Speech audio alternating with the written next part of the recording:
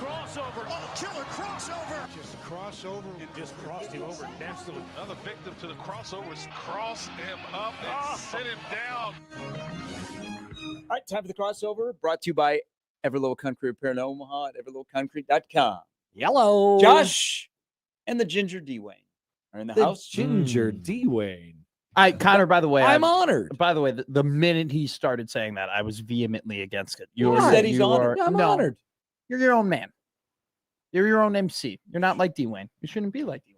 You should be your own guy. But who was there following me around last night but D-Wayne? Yes. Oh, really? Yeah. So D-Wayne's going to fill in for me on some Creighton stuff when I'm gone in October. Oh, wow. Mhm. Okay.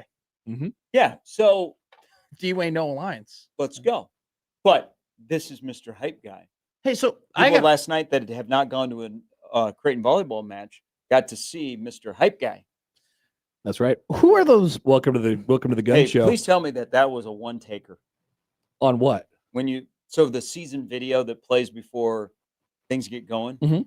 one take? Oh, you guys like the video? I Yes. didn't see it. I showed up late. I thought the game started at 7. Well, I knew that you did it, and I had not. So Oh, it guys was, at Creighton had talked about it, and they're like, "You got to see this." I did it. I recorded that. We recorded that probably, I don't know, 3 or 4 times through. Yeah. So Is it on social media? Can I see it on social media? yeah, they put it out On the volleyball Twitter? Yeah, they put it out the day before the season started. You'll have to go back a few weeks, but Okay. I can do that. Or the day that the season started. So August something. Oh, good I mean, Lord. you look late good on August. the brand new toy in that building. Oh my goodness, isn't it beautiful in there? Yeah. Yeah, it's okay. They were. Why? I was pissing you off. I was told, now consider the source. I was told that technology that they have in that building is better than the one that they have in Lincoln. Okay, so there's yes. This is what I was told by the Mecca people. A majority of that crew. Yes. I'm also with in the fall Yes. on TV. Yes. And so we were talking about it last week, and one of them, who is heavily involved in that, says, yes, it's like 2.5 pixels. Oh, yeah. So better they than Pinnacle tell me Pennsylvania. everything about Yes. everything. I'm like, I don't know what you're saying, man, but that sounds awesome. Was it one of those combos where like a minute in you were really interested and then you were 4 minutes Well, in? I and do you want to kinda know, just but were I just shaking your can't. head? I just can't process Yeah, it. I yeah. just don't really know. So, like, it's funny. The other thing he said was they were doing Daktronics. I guess was doing so many installs around in the area during that time, Yeah, whether it yeah, be PBA or they're working on the new scoreboards at the Chuck or whatever. That they didn't have enough people to come and like do the put in the panels of the board, so they had to hire like iron workers. Yes. And they like destroyed it. Because they like had to punch it, because you gotta Whoa. you gotta softly mallet Yeah. them in there. And they were just going to and they were town. just So when they did the one at That's funny. Baxter, and so Baxter has the same board, but of course it's a little bit smaller because of the size of the arena. The guy I guess was telling, because they had their full crew because they started at Baxter. Yeah. And they were telling that in Lincoln, they'd had the same problem. Yeah. That's awesome. I wonder how much it costs for a little LED panel. Probably a lot. I don't know any better. I mean, I guess they're steel workers. What am I here to do? Hammer. It's hammering time. but the one, Make the meme. the one at PBA debuted for the AVCA showcase. It looks really, really good in that building. They all look good, like the one at Baxter. So, thank you to Omaha, Creighton, and Nebraska for financing Oh my South Dakota goodness. State's NIL program by by working with Daktronics. No doubt. The doubt. one reason why I was trying to annoy you by saying it was meh, but I do actually have a slight valid complaint about the video board. The font needs to be a little bit bigger. Like, because I was in the bleeds. I was like, font of what? of the names on the scoreboard Okay. of like who's on the court. Okay. I couldn't read it. All right, there you go. We'll take it So up we with need, if you could talk to the people there, that'd be great. Just give me 1.5 more. Just give me the bump on the sans Now, serif. the know? other thing is that a lot of people, it was great. There were so many people there last night, and there were also new people that are used to going to Memorial Stadium where when there's a replay, they will show the replay when they're like something is being looked at. in volleyball, that is a no-go. I know, which That is a no-go. which is unfortunate. Yeah. Because but why? I don't know. Because college don't know. football and basketball made the transition where they'll show Yeah. the replays. Yeah. But why not volleyball? Baseball even does it now. Yeah, baseball does it. Yeah, Baseball used to be the one that was like, nope, we're not showing it. Some places they just don't really care about the rules and they'll put the stuff on the video board anyway. So like there's that piece of it too. I don't know exactly what the rules are, but yeah, in every volleyball game that I've ever been to, they don't show it in-house. Oh. So I think that's a volleyball thing. Did you do the voiceover for this hype video? Yeah. Oh, okay. So I would only be able to hear you if I play. Okay. So No, I'll I'm just in do the that. video too. You're in it. He's I at the can't. beginning. Yeah. I can't find it.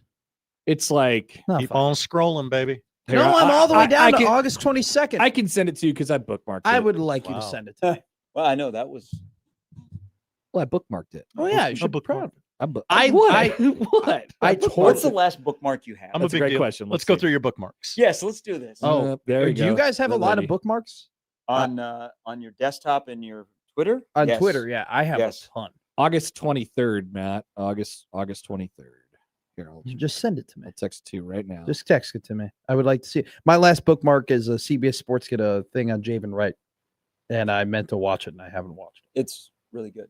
It's good piece. The CBS Sports Network has done Nebraska good with Dylan's interview and then that story on Buddha. My second to last bookmark was the one from the women's basketball game last year where the kid made the shot, but it was after the buzzer.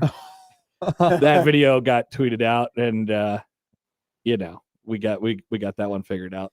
So that was good. One of my bookmarks is the Robbie Ashford, who's the offensive coordinator for Wake Forest, doing the Nick Saban impression. Okay. You ever seen that I video? don't think so. Oh, I'll send it to you here. Let me go ahead. Do you think we'll ever get to a point where you can find out who has bookmarked your tweets? Oh, I don't think so because they No, took that away the ability to see who likes Yes, other tweets. the whole like thing is Yeah.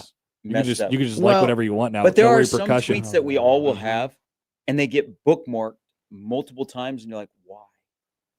Or who's keeping the receipt? Keeping receipts. I That's have- what it is. I have 3 bookmarks.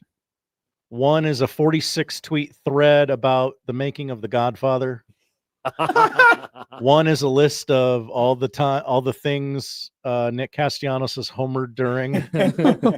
Another is the actor Michael McKean. Are we familiar with Michael Yes, McKean? Yeah. he's Better Call Saul. Yeah. Yes, he called someone I used to work with a piece of crap. Oh my Good god. bookmarks, Josh. Good I bookmark. I just got your text message, but I also just received another text message from a person. Oh no.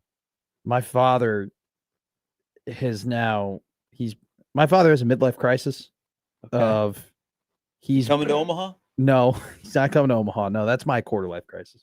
I'm kidding. He loves Rudolph the Red-Nosed Reindeer. Okay. Oh, great take. It's my dad's favorite movie. Yukon ever. Cornelius? Excellent take. Like- You're talking about like the claymation one. Yes. Yeah, that the movie is- original, yeah. like that's his jam. Every single Christmas, we are required at some point to sit down. God, what an and watch excellent father you Rudolph the Red-Nosed Reindeer. And my dad has done very well, great guy. And getting to the point where there's less and less things to pay for because all the kids are leaving, have. right? What did he buy? So what he's Did he been buy a doing, reindeer? what he's been doing for the past 5 years is he goes to this guy in Minnesota, and he has this guy in Minnesota carve characters out of wood from Rudolph the Red-Nosed Reindeer. Okay. And then he takes the wood carvings and then he puts them in front of our house. Oh, so you got another during one? Christmas. Who'd he get? Who'd he get? Only during Christmas, right? Not Only during year-round? Christmas, but Okay. they stay up like through New Year's and like all the way to like when there's snow or when it's cold, they're still out there. Who'd he okay? get? Well, he has Rudolph, Yukon Cornelius, Yes. Hermes, the dentist. Mhm. He's got the abominable snowman, Ah, yes. and now he has just picked up. Oh, and he has Sam the Snowman. Uh-huh. He's got the with the guitar. He has now picked up his 6th carving, which is Santa. Here's the picture. What Him an awesome and thing. Santa. That's great. So he pays way too much money for these wood carvings, and now he just got a new one that I'm gonna have to move. Everybody's got their thing.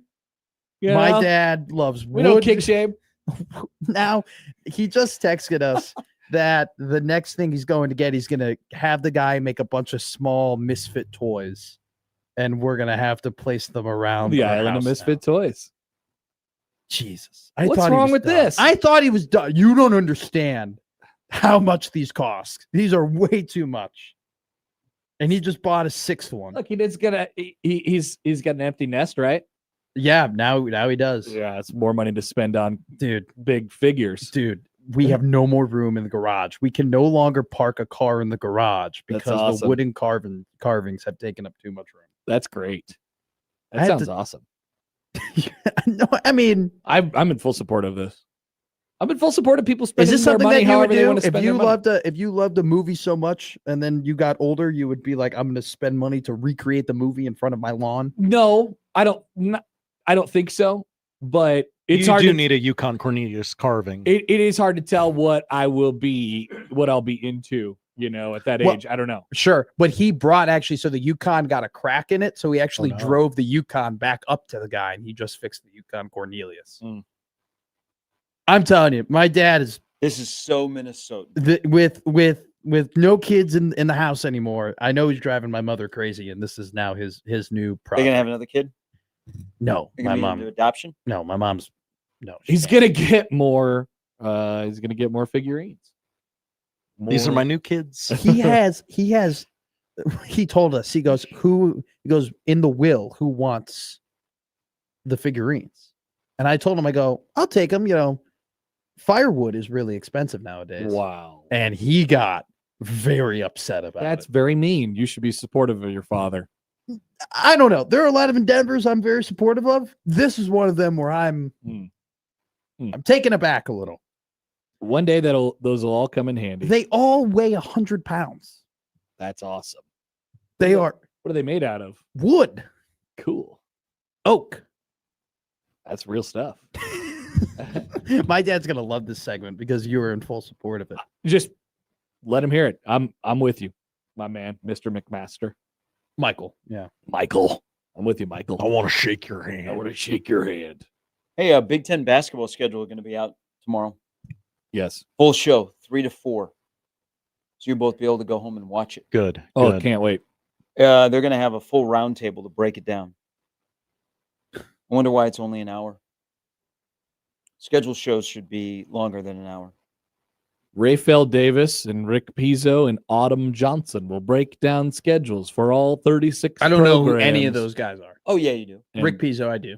You know who Rafael is. Rafael. Rafael. So I know him. Yeah, he's on former Purdue studio. guy. Yes, I do know him. Yeah. He's fine. Autumn Johnson. I might don't be know. new. I don't know Autumn Johnson. Who have never heard that. Probably a women's basketball correspondent.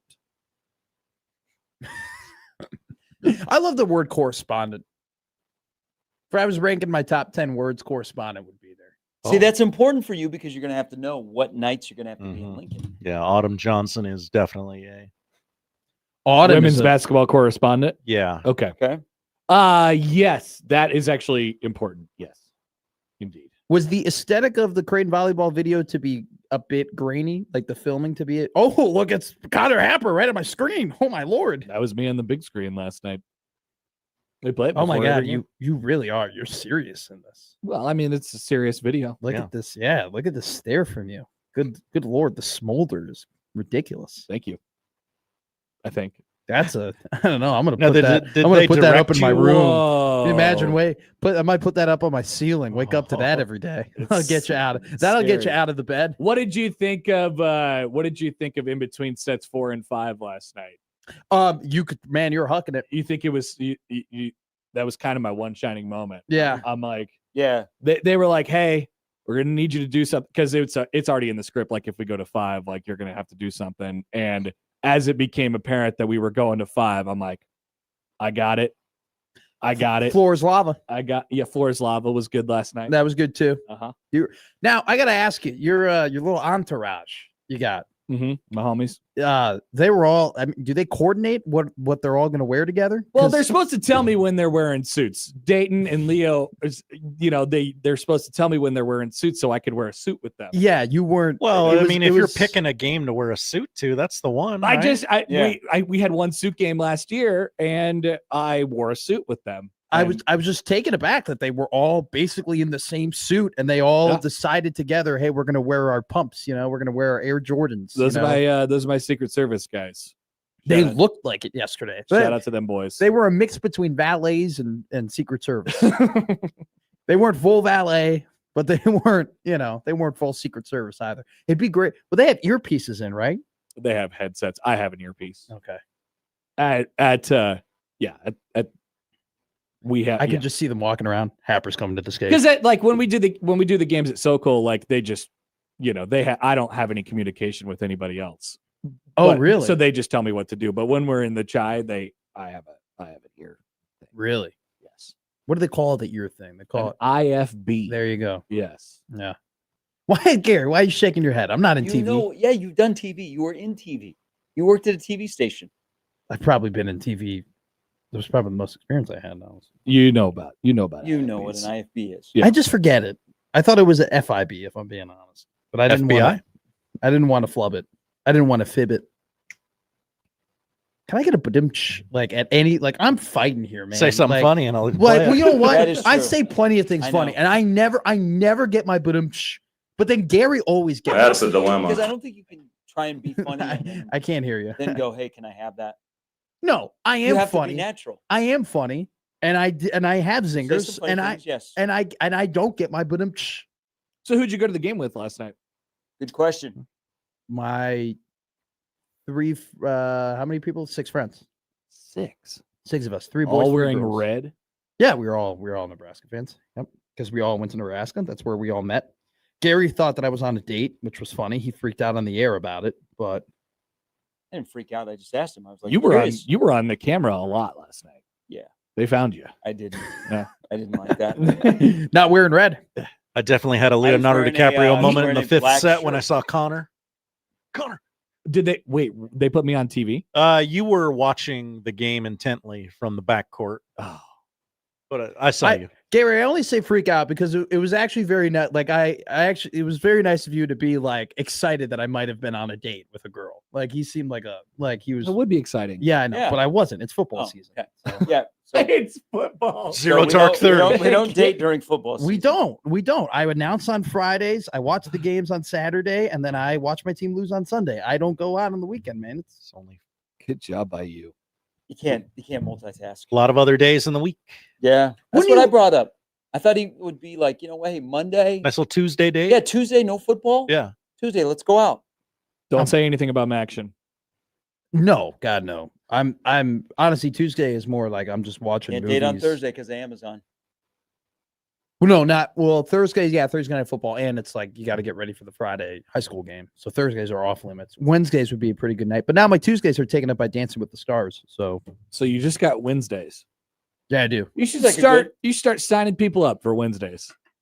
I should start going. We should make that. Hey, 1620 the zone. Matt goes on dates. Matt goes on dates on Wednesdays. 1620 the dates. Interesting. I don't know idea. though. I'm not an app guy. That's the only way that I could regularly go on dates on Wednesdays. If I was on the apps. Well, you could. Well, I mean, you know about the apps. You've had the apps. You've had the apps. I have the apps, but it doesn't mean I'm an app guy. I don't know. I think it kind of does. I think if you have a better shot in this town of being as a outsider and app guy. There's nothing more that I love than going to a bar and being like, hey, Matt, nice to meet you, and doing it that way. Seems How do like a people place to respond? pick up Genuine question. How do people respond to that nowadays? Tough. Yeah. Tough sledding. Yeah. It's You have a backup plan?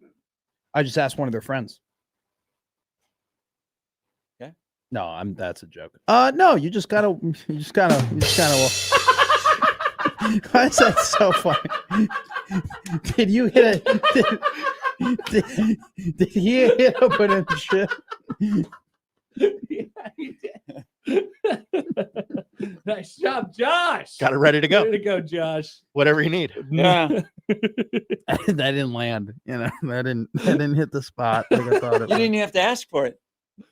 No. So when that doesn't work, you just go to a different part of the bar and then you kind of lay low and then you ask somebody else later. You have to go. Josh, answer your question. You got to go in with a line. You got to go in with hey, I noticed this, or hey, this, Okay. or whatever. Yeah. Blah blah blah. With back You know, back in Lincoln, if I had like a someone that I had a class with, I would like make a joke about the class or whatever. And that would be an Good in. icebreaker. Yeah. Yeah. How about that instructor? What an idiot, right? Literally worked. Literally worked. Can you believe this guy? Seriously. or you just, you know, you say, hey, you're very pretty. And sometimes they like it and sometimes they don't. That's cool. Direct. Yeah. But I have the apps. I'm not an app guy. Have the apps, not an app guy.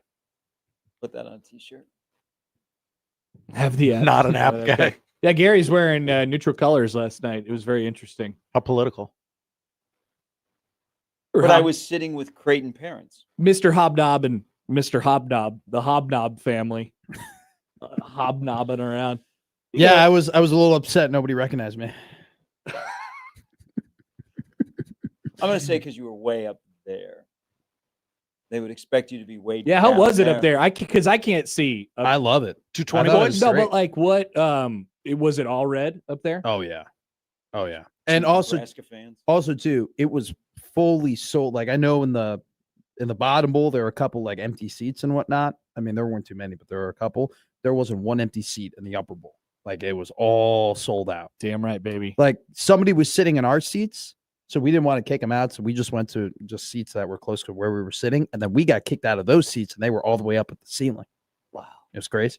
It's loaded in there. So Wisconsin and Marquette play tonight at the Fiserv Forum. Are they going to break the record?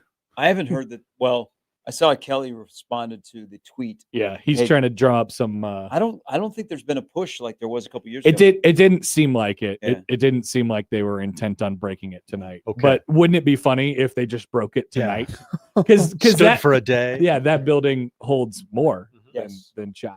Oh, way more. Well, they're the ones that broke it before. Question from Yeah. yesterday. I was telling the story on air. So we went to an establishment just outside of the arena, and Taco Tuesday. They're out of tacos at 4:30 in the afternoon, and you know that Creighton and Nebraska is playing, so there's going to be a lot of people in there. A lot of people wanting tacos. Because somebody brought this up to me after I told the story. Should the waitress have said even before, like we sit down? Listen, we're out of tacos. I know it's Taco Tuesday. It's part of the special. We're out of tacos because we actually Yes. started to order, and she goes, "Oh, we're out of tacos." There should be a sign. What if up you're at like, the well, door. that's the whole reason I'm here. I'm only here for tacos. Well, then the pivot was, well, a quesadilla. Can you make it in a taco shell? Oh. Yeah, I mean, but if they say they're out of tacos, that probably means they're out of I know. the taco meat. Right. If only there was a grocery store downtown that they could go run and get some taco meat. That's true. Mm. I drove by the Cubbies. Civic Auditorium, and I like, man, that was going to be like Hy-Vee right there. It was going to be beautiful. Yeah. But they were out of tacos on Taco Tuesday, and it was only 4:30 in the afternoon. And I'm like, okay. We as the consumer just have to deal with these things. Sometimes That's the dilemma. places close at 8:30. And you ask Oh. why, and they say, I don't have to have a reason. Oh. Get out. We have nothing. We have nothing open after 10 around here. No. I know it was Tuesday night, but Thanks, COVID. Like when that's true. when Nebraska plays 11 a.m. games, like nothing opens before like 9, and everyone's already down there. They're like, I want some breakfast. The only place is open is the coffee place, the mill or whatever.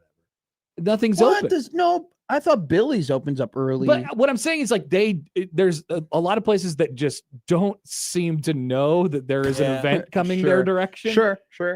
Which I don't know how you don't know. I don't know. I how you mean, don't know. How, to your point, like the economic impact of those events are Significant. massive. Yeah, are insane. Like you should, honestly, your business model should be pivoted around when Husker football games are, in my opinion, because it's when the most people are in the Haymarket, other than when they have that little farmers market on Saturdays, which is always fun. Well, just remember, if you are down by the Graduate Hotel, you cannot go inside of the Graduate Hotel. That's this right. weekend. Michigan owns that hotel now. Yep.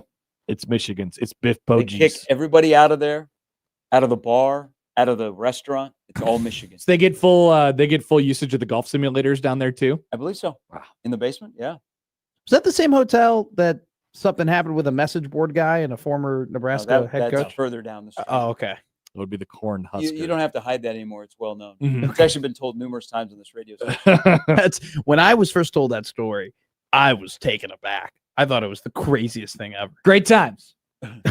So Great times. They don't call it. It's not called the Cornhusker Hotel anymore, is it? It's not. Or is it the Cornhusker Hotel, but it's owned by Marriott? It's I think it's Okay. that, but it's definitely still the Cornhusker, right? When I was, so I sat down with somebody because you look at like the results of that era because I wasn't here, and I go tell me all the stories, and they were going like a week by week basis. Oh yeah, I'm like this happened every week. Every week there was something. Mhm. Like that is it was crazy. It was ridiculous. The Bo era was great times. It was Are the you- best of times. It was the worst of times. And then the ending of the Bo era was really the cherry on top of it all. Yeah, it That was ended pretty incredible. predictably. Although I couldn't have predicted him calling the athletic director the C word, but That's probably fair. would have told you something like that might have happened. That was crazy. They were they weren't on the best. That was a of terms. 2-hour lunch. So speaking of being on the video board, I noticed that they never cut Father, who was serving beer last night. Father So- Hendrickson. Yes. So on the end where Creighton started out, Yeah. they have those seats Yeah. on the baseline. Well, I saw Pillin walk in his Nebraska shirt. Okay, so here was an awkward moment because we weren't sitting Hater. very far from him. Kidding. You can't help yourself. So I knew Pillin was coming because I recognized his security detail. So he was a one-man band last night. He walks in. I'm like, oh, the governor's here. And then Oh no. He brought his team. And then his governor sits down. Yeah. The governor sits down. But Dr. Gold was there last night. Oh, I didn't see him. He had a hat on that I've never seen before, a Husker hat. Awesome. And I couldn't get a good look at it. I love that guy. But he comes, he's by himself. Oh, And here's really? one of the more powerful people. Mhm. I feel, he got cut 28 million, so I feel bad for him. He walks down the stairs and he goes and just sits in a seat. And he's just sitting there. And like he's supposed to be sitting with the governor and Father Hendrickson, Yeah. All right there. Well, Father Hendrickson keeps going in the back and brings out beer for the boosters that are sitting there. Good job. I wanted to take a picture so bad, but I would have been he was double fisted. Everybody can see it though. Yes. And he was walking out there and he was serving, like the major donors. you come to our house and we make you feel But good. then Dr. Gold is just sitting in the front row by himself. No one's around him. I don't know if anybody recognized him. I Now, just here's one of the love- more powerful men in the In state the of state, Nebraska. yeah. And then all of a sudden somebody recognized him like, hey, come on over. What if somebody asked him a question and he was like, if you want to hear me talk, you could listen to me on the Huskers radio network at the halftime. The halftime shows. I love Was- those was- interviews was- so much. Well, we had a discussion about that last night I love those because interviews. we miss Ronnie Green. We do miss Ronnie on those interviews. Ronnie Ronnie and the late Green. Greg Sharp was like money. Yeah, it was unbelievable. They will put you to sleep, but you had to listen to Ronnie talk. Yeah. With Jeff Gold, would you say with Dr. Gold, would you say that it was like he went to a college party with a bunch of high school friends? Like he was just waiting to be brought into the group? Oh, you I know? don't think he knew where to go because he was by himself. But Yeah. he just found an open seat and he was just sitting there. I don't That's think incredible. he was drinking. I don't think the governor was drinking.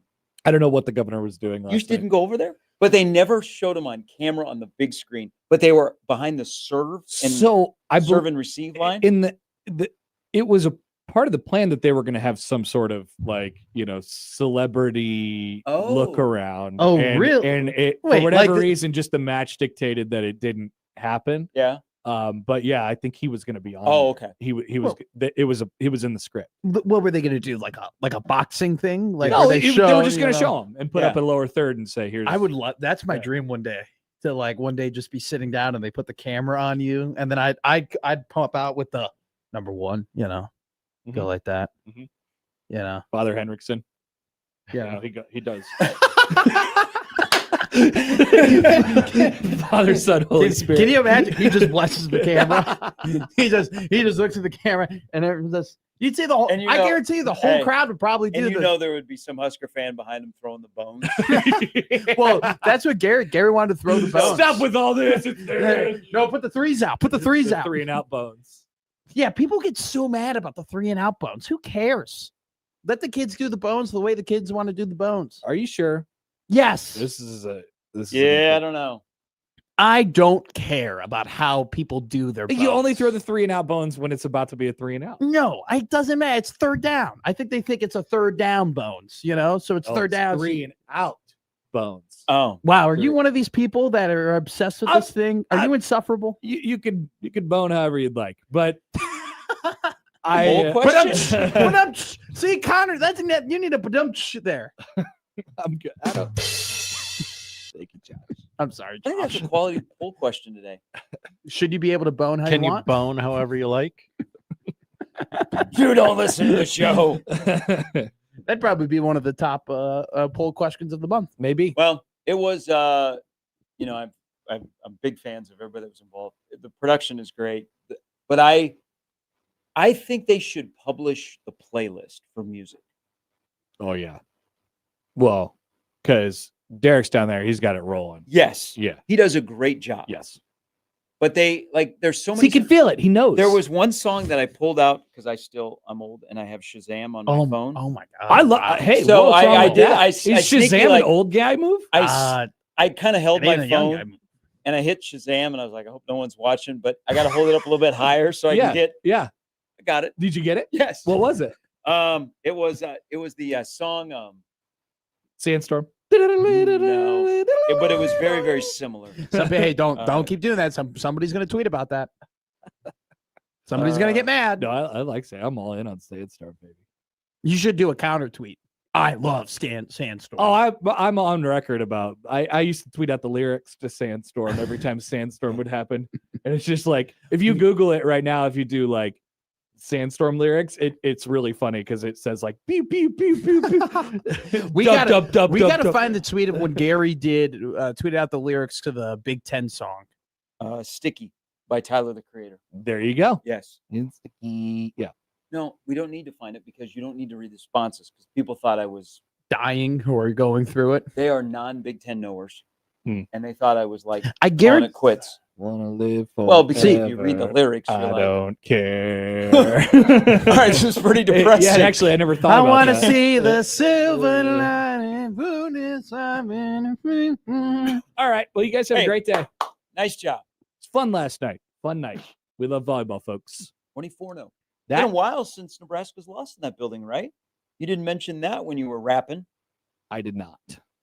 I did not. No, It's, it has been a while. You're right. Yeah. It's pretty upsetting. I mean, I was kind of cool that Harper walked out with, keys to Creighton's house. I don't think she did that. Sounded good, though. That's the crossover powered by Everlevel Concrete Repair in Omaha at everlevelconcrete.com. It is Wednesday. We'll start things off next.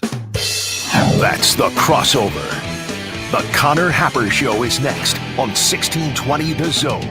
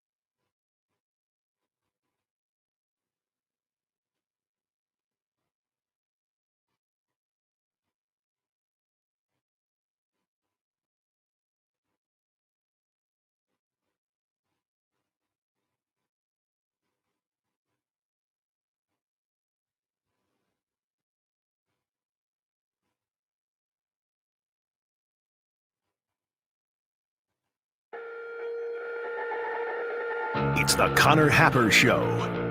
Are we sure we want to do this? Could you, make an announcement that we're ready? It's the Connor Happer Show on 1620, The Zone.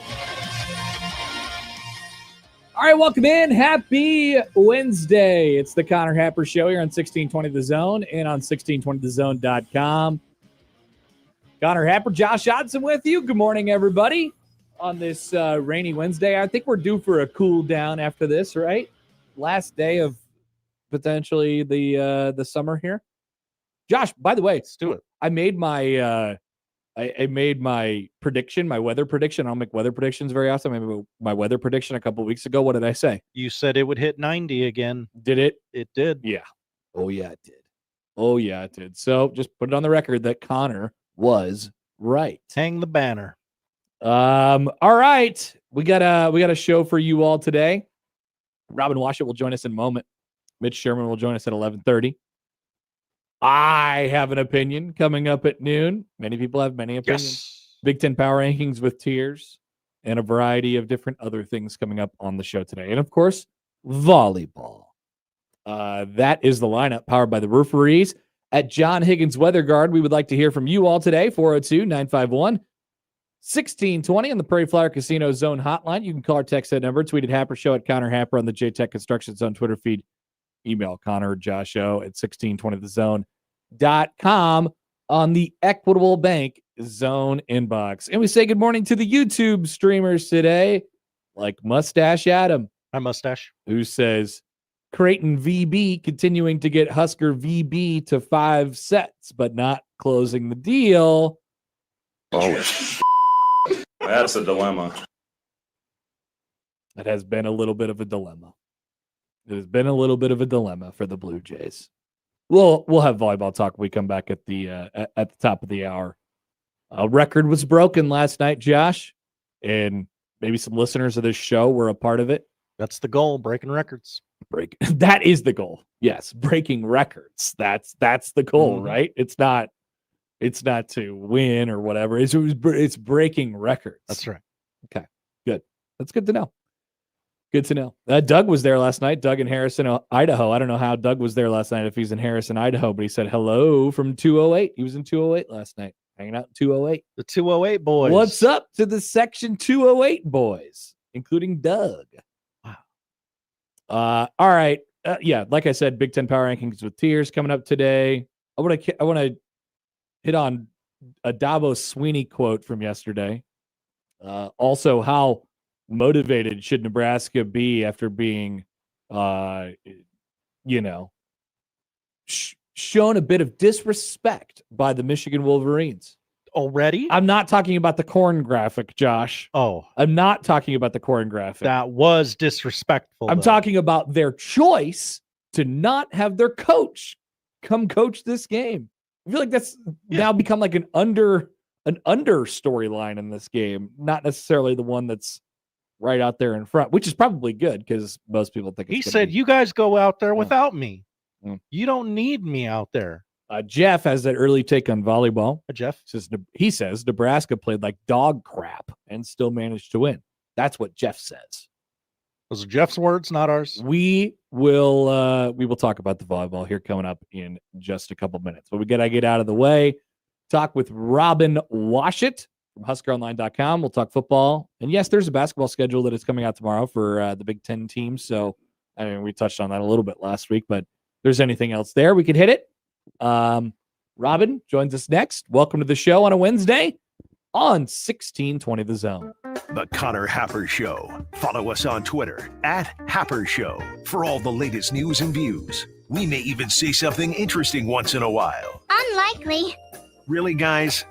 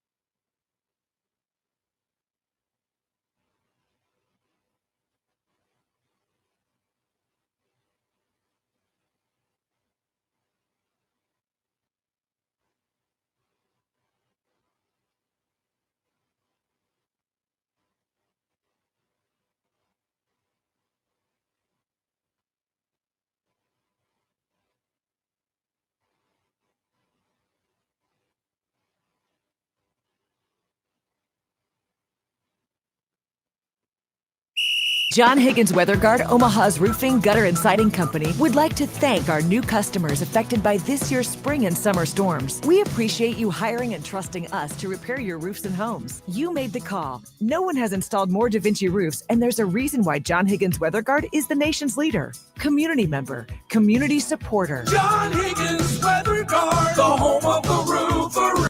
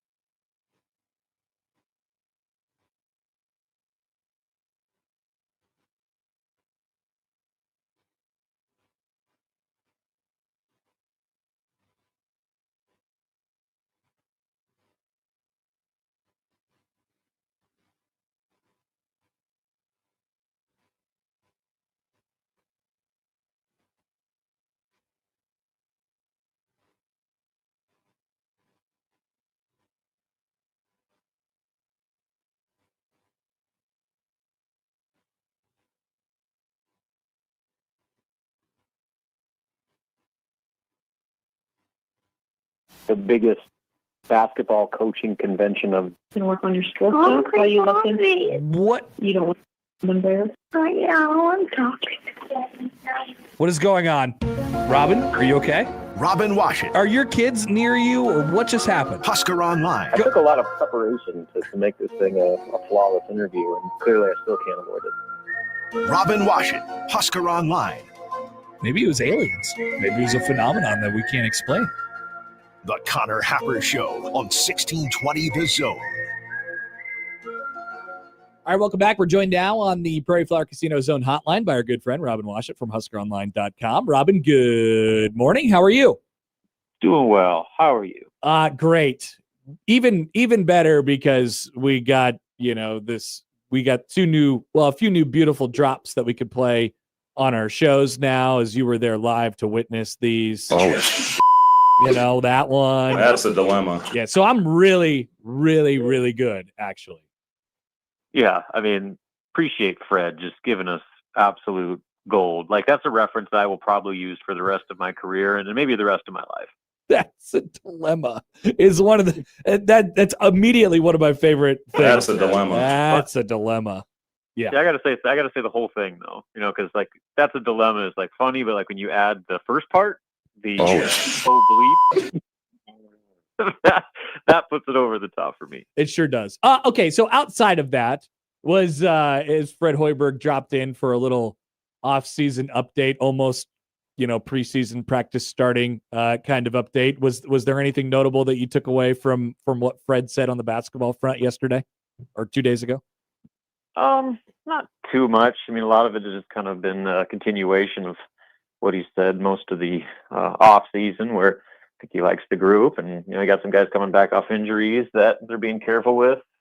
Rinks cleared, but now they're just trying to get his I guess, explosiveness and athleticism for what they were last year. Get it back to that level, coming off that injury, just not playing basketball for so long. I think there's still probably a little rust that way, but the good news is that mentally he's picked up exactly where he left off. And just listening to Fred and the players, just beyond what Frager and Esesian said, but other guys we've talked to this offseason, they all just rave about the difference in Nebraska's offense when Rink's in the high post kind of quarterback in that thing. And so that might be one of the biggest differences of all from last season to this year, along with the improved shooting. It's just having Rink back on the floor and getting the ball where it needs to go and being that kind of all-around distributor, scorer, playmaker that can create the spacing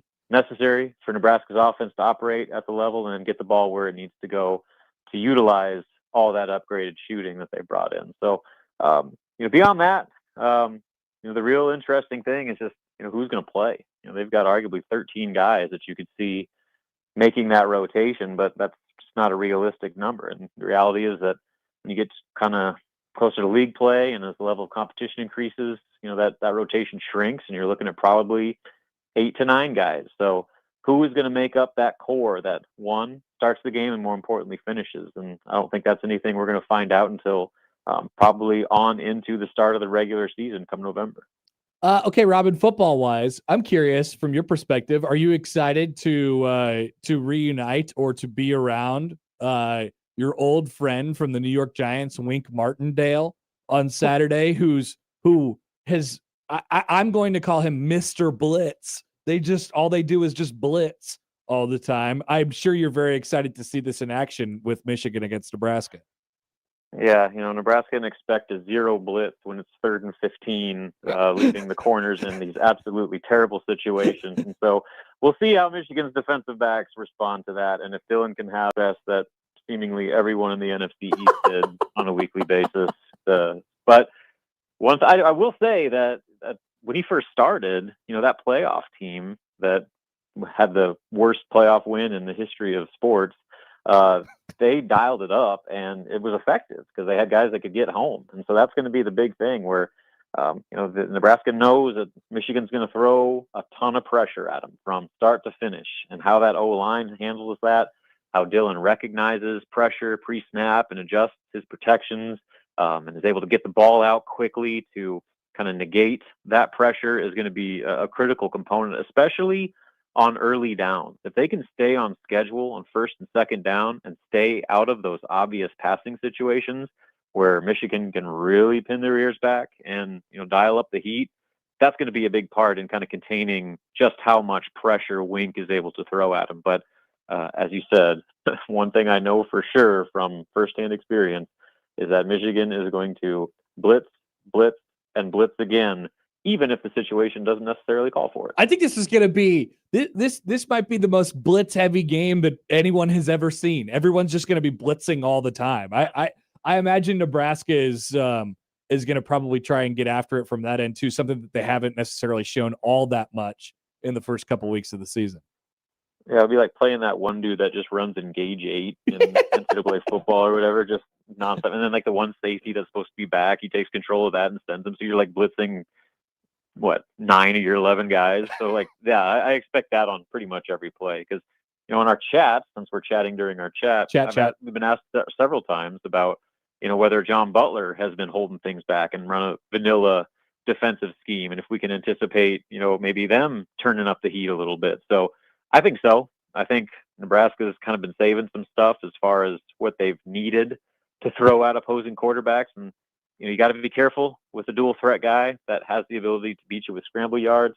But at the same time, I would anticipate Nebraska trying to fluster a true freshman quarterback in his first Big Ten road game without his head coach on the sideline to make him have to kind of adjust on the fly and handle that in a hostile environment. I think so too, and especially when you consider on the Nebraska defensive side, just how well and once again, this is opponent opponent curved as far as the grading is concerned, but I mean Nebraska is the best pass defense in the country right now. I don't know that it has the best like secondary in the country. Maybe you'll be able to make the case in a few weeks that it's up there. But those guys, I feel like they trust them to cover, right? And they've definitely taken a little bit of a different attitude this year on the defensive side. That, like, if there is a key, it's probably that. Just Nebraska being able to get home on some of these pressures that they'll inevitably dial up on Saturday. Yeah, getting home on the pressures, and then those guys on the perimeter continuing to win those one-on-one battles. I think that's been a big part of why the secondary has been so good, is that, they've put those guys in isolation, out there on an island, and they've won far more often than they've lost. So that must continue, because if you're going to dial up pressure, you're going to put those guys in those 50-50 ball situations, and you got to trust that veteran group is going to continue to win at the rate that they have been. So that's kind of the two part of it. You can send all these extra guys all you want, but going back to the Wink Martindale Giants experiment, if you don't have corners that can win those one-on-ones, you are putting yourself in a very precarious situation that ultimately will dictate how much you can actually turn that pressure knob up. Yep, I think so too. Okay, Robin. Great stuff as always. We'll let you go. Appreciate it. You can get back to your other chat now. All right. Talk to you later. See you later. There's Robin Washut from HuskerOnline.com. That's a dilemma. That is a dilemma. Another hearty shout out to our dear friend, Fred Hoiberg, for making that drop for us. Appreciate you, Fred. We appreciate you. Big time. Yeah, I mean, a lot of people look at this game, they're like, can you hold up in the trenches? The more I think about it, I think there's a lot of stuff that's going to be decided on the edges of this game as well. And then with the quarterbacks who, have to make the throws. But plenty of time to still talk about that. All right, 11 o'clock hour is coming up. Volleyball. The volleyball was good last night in downtown Omaha. The traffic? Well, we'll let you tell us. Okay. I don't know. I left quite a while after the game ended, and it was still a backup on 480. Oh no. So I don't know how that went for everybody last night. But let's talk about it. We'll get into it. We'll accept your dunking, to the victor go the spoils. Get them in. Last night in Omaha. We'll be back after this on 1620 The Zone.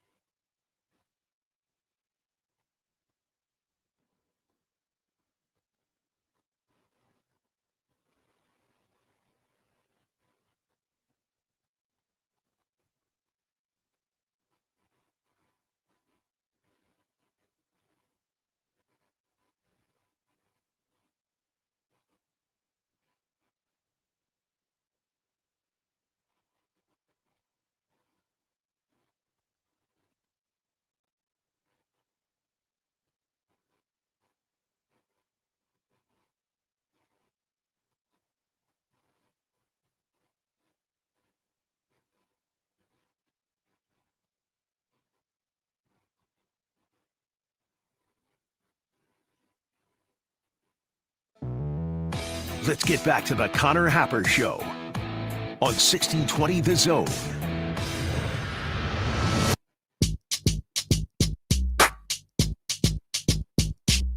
$17,675. Now the new largest indoor volleyball only regular season record crowd in NCAA history.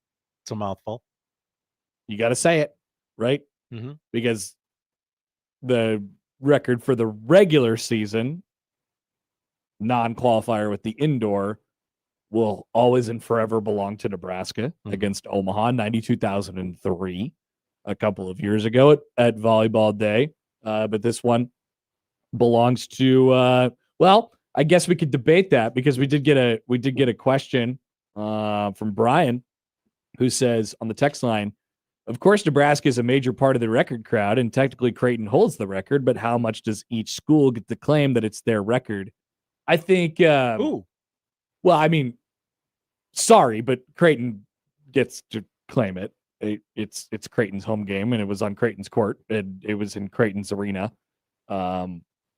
However, like Nebraska, I think I saw Jalen Reyes, Nebraska's assistant, do a tweet this morning, and somebody tweeted out the list of all the highest attended matches in like college volleyball history, and like almost all of them were Nebraska matches. So there's a, if you were new to the sport or if you were new to the country or something like that, you'd be like, I wonder who has the best fan base in volleyball, or I wonder who the best team is. You could look at that list and say, oh, okay, I'm starting to see a trend here. You'd pretty quickly determine, yes. I'm starting to see a picture. So yes, it does belong to Creighton. But of course, there was many red-clad people in the building last night that saw yet another 5-setter between the Blue Jays and the Huskers. Not a lot of people thought it was going to be a 5-setter again on either side. It didn't seem like. Nebraska won 25-17, 21-25, 25-18, 24-26, and 15-9.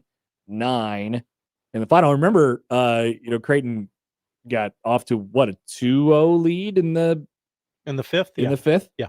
As well. 2 aces. With 2 aces, and you're like, whoa, they got the ball rolling downhill here. You're starting to count down. When you get late in a set in volleyball, or you get into the fifth, it's probably as nerve-wracking of an experience.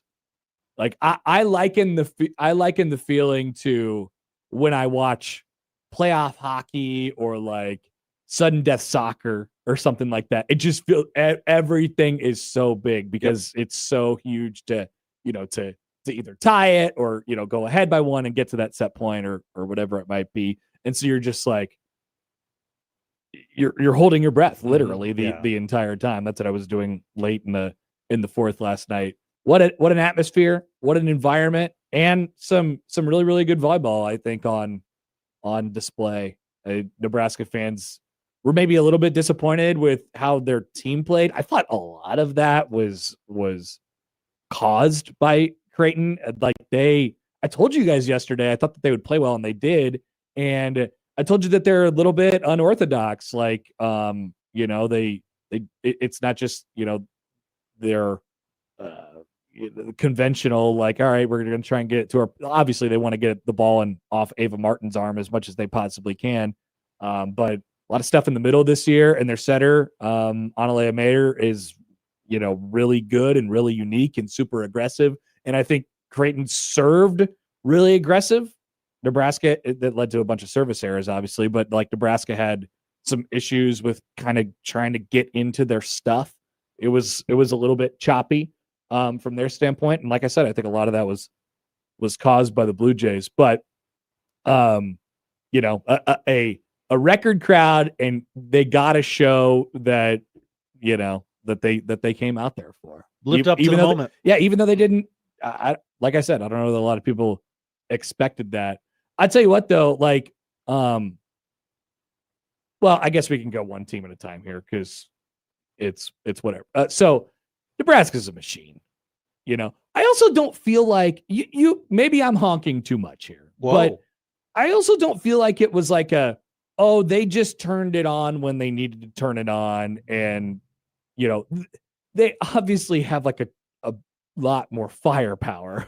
Like, I don't, when Andy Jackson slams that thing down, it changes everything. It not only gets you a point on the scoreboard, but there's an intimidation factor there. And there's like oh, okay. But they weren't able to get to those moments like a whole lot last night. And when Harper Murray does the same thing, it's like, oh, okay. But then, hey, it's towards the end of the fifth set. Why don't we bring in the 9-footer from Italy just to intimidate you?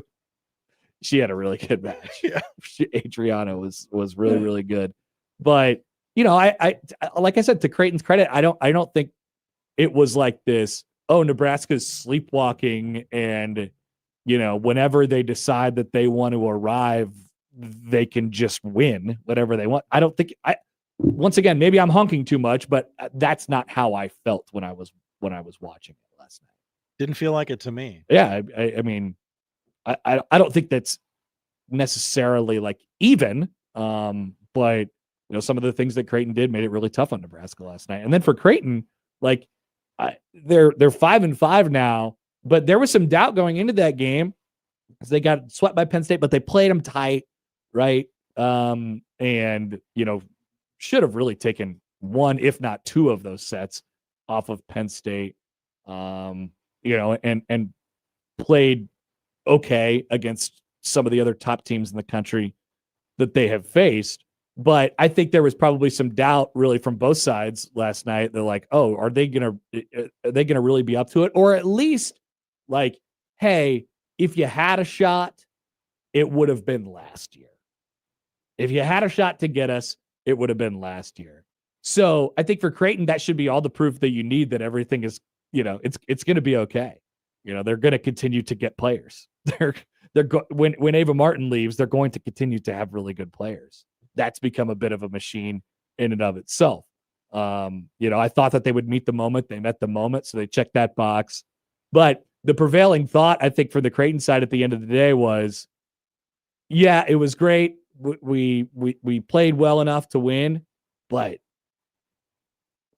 you had a shot at the King again, and you missed. Had the King on the ropes in the late fourth and in the fifth, and missed. That's Jenny Green moment. That's the standard. That's the standard that I think Creighton, holds itself to. It wasn't like, oh, we played good and that's we had a good showing and that's good enough for us. First of all, they're going to need they really needed that, for seeding in the postseason because now they get Kansas and South Florida this weekend. They've already played Kansas, so they have to kind of hold serve on that one. No pun intended. But then it's Big East play, and they're not going to get, nobody's going to respect anything that they do in Big East play. So, like, their seeding in the NCAA tournament is going to be is sort of decided. Should they do what they normally do and run straight through the Big East Conference, which most expect them to. So you're gonna, you might regret at the end of the season having a shot, having a crack at the King, and coming up a little bit, short yet again with all the opportunity in the world right there. That it was just like, once again, 3 out of 4 years they've gone to 5 now, and it's just like, damn, had a crack, and came up empty. And credit Nebraska obviously for getting it done at the end and showing their real strength at the end of the match. One of these days, you got to get over that hump, right? You got to finish, and it's not like they, did something like we're not super big experts on the sport, but it's not like Creighton did something that let Nebraska this isn't PTI. Like, did Nebraska win it or did Creighton lose it? Yeah. Like, it's not that situation. No, I think there's a lot of, so we get this, and we've got something like this a couple times. Like Jeff says, just take the L. And he also said, Nebraska played like dog crap. Spencer said Creighton played well, but Nebraska's mistakes is what made that game close. Once again, like, I'm trying not to be like the overly honk guy here. you don't think that the Creighton's aggressive serving had an impact on what Nebraska wasn't able to do last night? Over the course of a 5-set volleyball match, both teams are going to make mistakes, right? Like, and you saw a lot of service errors last night, and I think that's probably because both teams felt like their opponent across from them was worthy of. Like, you can't just lob it up to them and say, "Here you go, put it wherever you want to." you have to kind of challenge them a little bit, even if it's just getting them off their mark a little bit. I thought Creighton did a lot of that last night, and they did really they did well with it. They're, yes, Nebraska made mistakes. You could play it to the other side too and say, "Well, look at all the service errors for Creighton. Look at all those attack errors for Creighton." Like, if they would have just had a couple of those land in, then what happens? So I think it all combines up at the end of the day to two really good teams, one just a little bit better, and they certainly showed that in the fifth, and for what was it, the third, that really got away from Creighton, but then they kind of came back at the end of it. The third was the set for Creighton where they had two balls that dropped in off miscommunications. They weren't sure that they had two players at the end of it who were looking at each other like, you should have got that, you should have got that. And then, they built a little bit of momentum, which kind of carried a little bit into the fourth. And we thought for a second it was going to carry into the fifth. It briefly did carry into the fifth before Nebraska kind of took over a little bit. I didn't, I'll admit it on the front end. I thought Creighton would be lucky to okay, they'll probably get a set. Pushed it to 5. The fifth was pretty competitive until the last 4 or 5 points. It's not a win. There's no moral victories, because once again that's the game that Creighton wants to play. Like, they want to be one of those type of teams too. And until they beat Nebraska. So Sean writes in right now, bottom line 0-24, and then he does the the Fisher guy from that one commercial is you almost had it. Was that? Got you $1. Yep. Whoop, you almost totally 100%. Yeah, Creighton's going to have to do that in order to, that's a hump that they have to get over. I just like watching these two teams play, and the announcers come in and they're like befuddled by, this is for a volleyball match. Whoa. What do they say, Josh, on the, give me a little sound here. Oh, I was talking a lot with the Terraflex guys from last night. The Terraflex guys. Yeah, the Terraflex boys. They were like, whoa, obviously they were there to see the representatives, to see the court in action and stuff like that. And, cause it's their court. But they, the main takeaway was like, this is pretty special. What happened and what everyone in the building was able to sort of create last night. But no doubt about it, Nebraska's they're a buzzsaw. Yep. And the fan base is they're nuts. I thought it would be a little bit, I thought there would be a little bit more blue. They did some wide shots on TV, and I was like, whoa, okay. Yeah. I thought that, and also the thing that I noticed too, because I was in the building way earlier before the doors opened, and the first, I don't know, the first 3,000 people that were in the seats were all wearing red. They're there like right away. Creighton, shout out to Creighton's student section. They were filled up like it was a basketball game. We went out and Coach Rosen went through and high-fived. It was probably 150 deep at 3:30, 4 o'clock. Oh, wow. And Nebraska volleyball fans are used to having to get there that early. Yeah, that's true. That's true. They're like, oh, this is easy. This is smooth. This is what we do. We could deal with a little bit of construction. Uh-huh. This is totally fine. But yeah, it was a great scene. It was a great scene. And one of my favorite things that I've ever done on a microphone in an arena setting was going into that fifth set last night. Oh, that was truly special. I will remember that for a long time.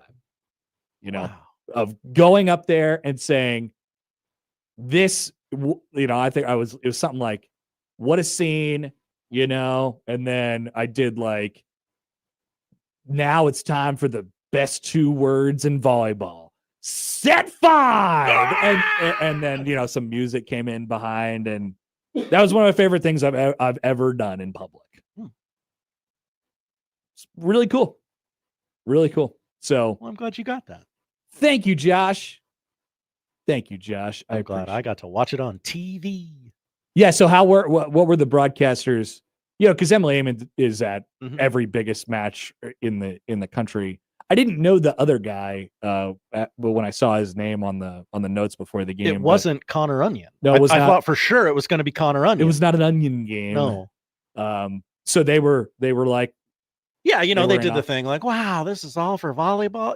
And look, I still like hearing that. Like, it's still, I know, really cool that it's a no point of one pride. else can do this. It's a point of pride. Yeah. Like Wisconsin, they think they can with Marquette tonight. They can't. I don't think so. I haven't heard any buzz about that potentially being a sellout and what they expect up there, but it would be really sad actually if that was immediate. It would be like Melvin Gordon running for 408 and then Samaje Perine breaking it 1 week later for Oklahoma. Yes.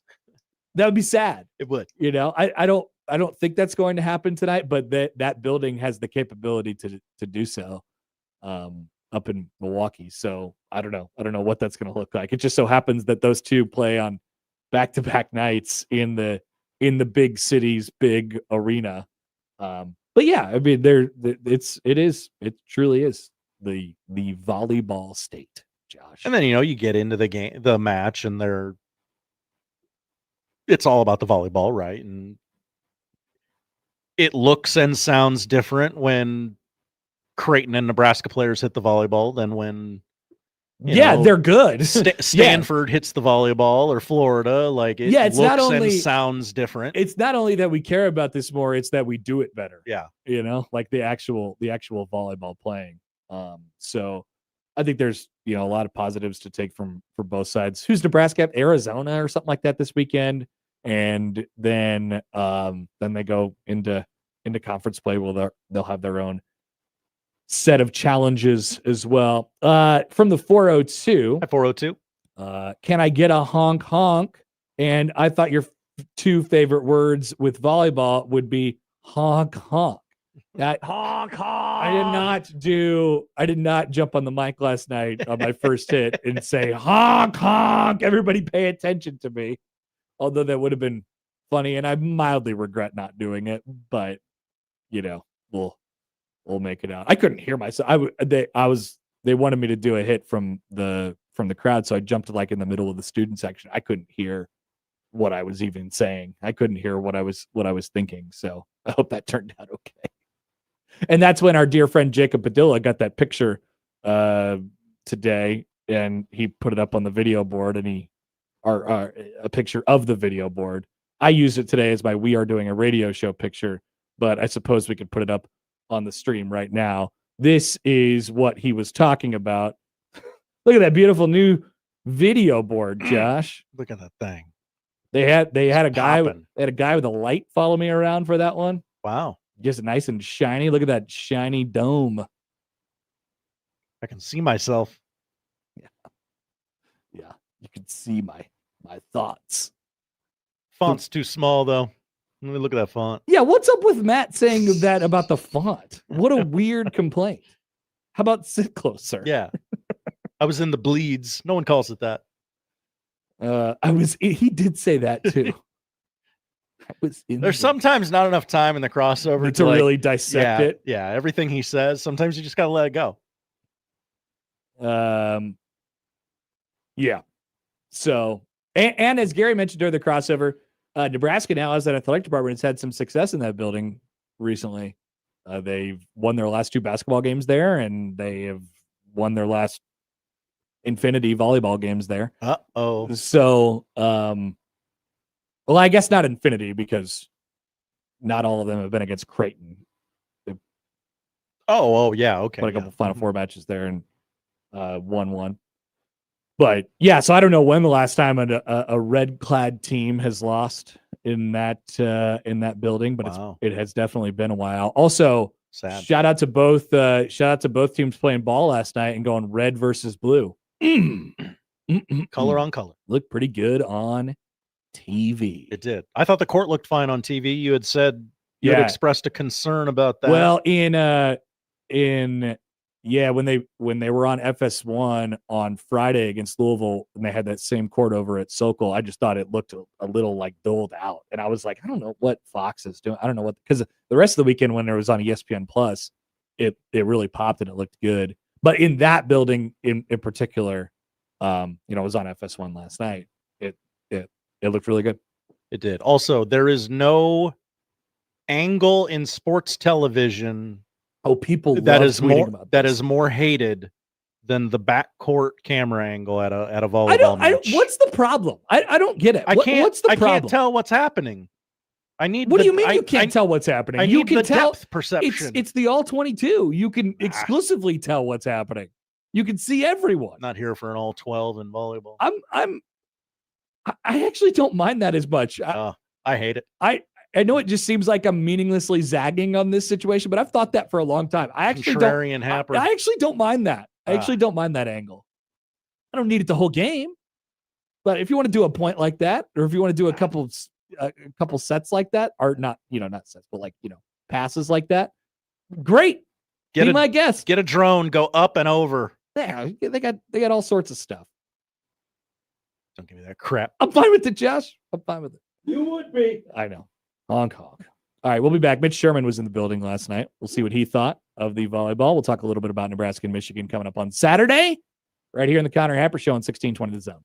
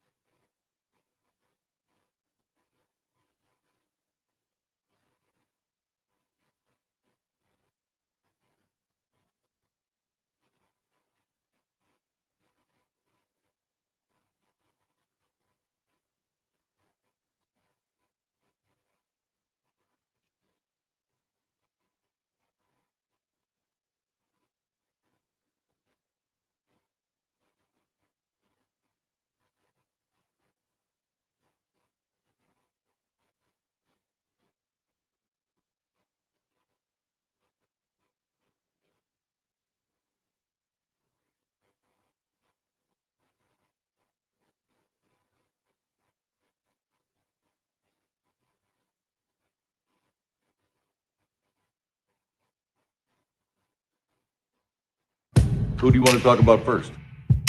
Mitch Sherman, The Athletic. He can play. And we need people that can play. And we'll never be royal. Let me live that fantasy.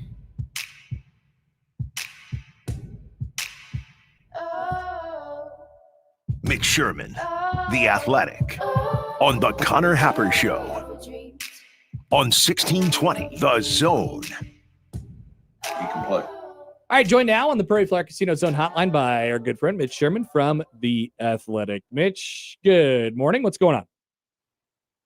Good morning. Not too much. Connor, how are you? Good. How did you enjoy the volleyball game last night? I had a good time. I did. I was kind of there in hybrid capacity, working a little bit, watching a little bit, and so I spent about half the match up in the second level. The bleeds. People are calling them the bleeds. It wasn't too bad. Yeah, you can call it that. But it wasn't. No, it wasn't. I wasn't near the top of I wasn't near the ceiling or anything like that. And it was in the middle, the 200 level. It was a good view, and I had a good time. Great crowd, man. Great atmosphere.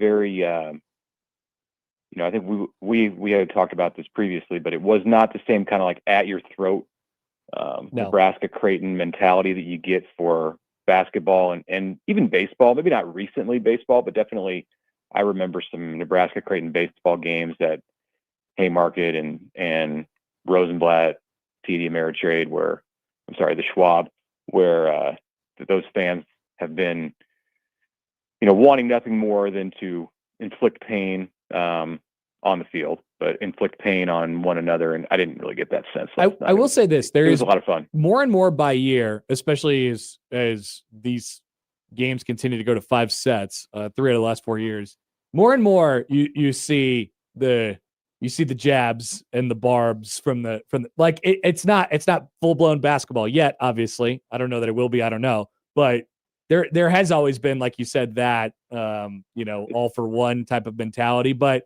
less than it used to be. It's getting a little bit more contentious as Creighton becomes more threatening. Yeah, it's hard.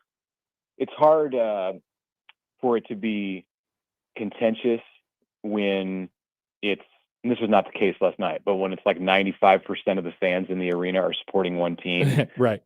Last night, in Creighton's pseudo, their second home, certainly a home match for Creighton on their campus or next to their campus, you had 30%, I think, of the fans dressed in blue. So yeah, that can start to lend to a little bit more of like a true rivalry feel, where before it was just like friends getting together. And the fact, like you said, that these matches have gotten really competitive. I thought Creighton was going to take it there in the fifth. I think last year during the match, I had a feeling for much of it toward the end that Creighton was going to win, and Nebraska's just continued to find a way in the fifth set at the end. And what we almost had last year in the Final Four, Creighton had Penn State beat last year in a regional final, and then it split away, and Penn State went on to win the national championship. But if Creighton had won that in State College, then it would have been Nebraska Creighton in the Final Four. I think then you would have done away with the pleasantries, and that would have been great point. That would have been something. Great point. That would have changed it completely. Yeah, I'd like to see them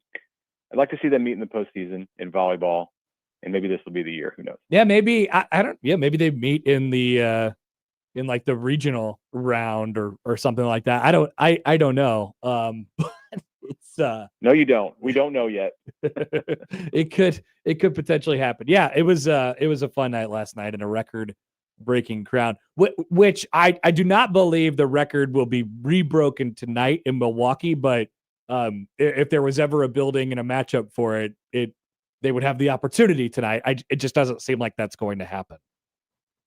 I don't know. I don't. I'll take your word on that. I don't have my finger on the pulse of the fan appetite for Marquette, Wisconsin at Fiserv. Okay. Yeah, that's fair. I really don't either, but that's just a guess. Football, Nebraska and Michigan, of course, on Saturday. What is it's kind of almost from like a national perspective, I guess. Like if you're looking at this game from the outside, what is the most intriguing storyline about this game to you, Mitch? Out of all the options, I think there's a few. What is the most intriguing storyline from like a 40,000 foot view of this game? Oh, I think when they start the broadcast on Saturday and Brad Nessler and Gary Danielson take it away from the booth, they're going to be talking about the quarterbacks. Yep. It's low-hanging fruit, but it's also really intriguing in the fact that both of these quarterbacks are former five-star prospects, at the tops of their recruiting classes in each of the last 2 years. Underwood's recruiting story was really interesting at the end of last season when he ended up at Michigan and, the above board, but the like kind of the shocking nature of the way that the money was front and center on that, at least in the public view. And you go back a year earlier and Raiola flipping from Georgia to Nebraska at the end and the freshman season he had. And, Underwood's already had quite a story arc just in a short period of time, winning the job and then going on the road to Oklahoma, struggling, losing that game. Now he's without his head coach. So there's a lot there. There's a lot of meat on the bone with both of those quarterbacks. They can spend a good chunk of the game talking about that, and I'm sure it'll be one of the first things that's brought up, if not the first thing. Does we talked a lot about the head coach thing over the summer when Sharon Moore announced which games he was going to be taking his suspension during. I wonder how much that comes up. Matt Rule has he did the thing a couple weeks ago where he said they don't respect you enough yet. This is, as we talked about before, like this is kind of a sign of the quote unquote lack of respect, or it at least could be interpreted that way. I wonder how much Nebraska will use that, if at all, this week. The fact that they chose to have their head coach suspended for this game in particular. My goodness, if you can get worked up into a lather and feel disrespected because the other team tried to throw the ball down 33 points at the end of the second quarter, or because they deferred the coin toss to the second half, then this is a major slap across the face. If the head coach had months to think about it and said, "Yeah, I think I want to sit out the Nebraska game. How about that?" And, we'll pair it with Central Michigan. They didn't seem to have any problems last week. The Wolverines did not put up won by 60 against the CMU Chippewas, but this is a different story. They would not do this, to be clear. Like if Penn State had been on the schedule this week as the Big Ten opener for Michigan, I do not believe that they would have chosen to sit out this game. Sharon Moore would not have chosen to sit out this game. So you're barking up the right tree if you're Nebraska. I don't think you're off base in being disrespected by this. Whether they choose to go with that when it comes pre-game time and Matt Rule gets to bark at the team in the locker room, I don't know. They may or may not. Like, I wouldn't be surprised if they didn't. I wouldn't be surprised if this week, they almost kind of steer away from trying to make the game about the opponent. Like that it worked for Nebraska last year against Colorado in the moment, but it didn't necessarily work as a result. It didn't translate to something that worked the entire season. I think this is going to be about the Big Ten. This is going to be about the start of a journey. This is going to be about step one and what the next 9 games entail. I'm sure some guys will feel that, will maybe feel some of that disrespect because of what Michigan did and what Sharon Moore chose to do. But I guess I'll be a little bit surprised if we ever find out that was a card that Nebraska played, at least in a big way. It's funny because the difficult part about this is that you don't know exactly what kind of impact it will have, if any. Where would it be most important to not have your head coach on a game day in particular? So from my perspective, the one thing that you can definitely do with it is say that they disrespected us. You don't know exactly how to exploit the weakness of not having a head coach, except for you yelling in the locker room, "Hey, look, they don't think enough of us they chose to have their head coach suspended." So I think that's the other thing that kind of goes into us. I don't know actually what impact it will have on Saturday. I think it's a bigger deal than it was last week for sure. Moore was with the team last week up until Friday night. So he was able to devise an entire game plan, work with the coordinators, implement everything, and then just take Saturday off.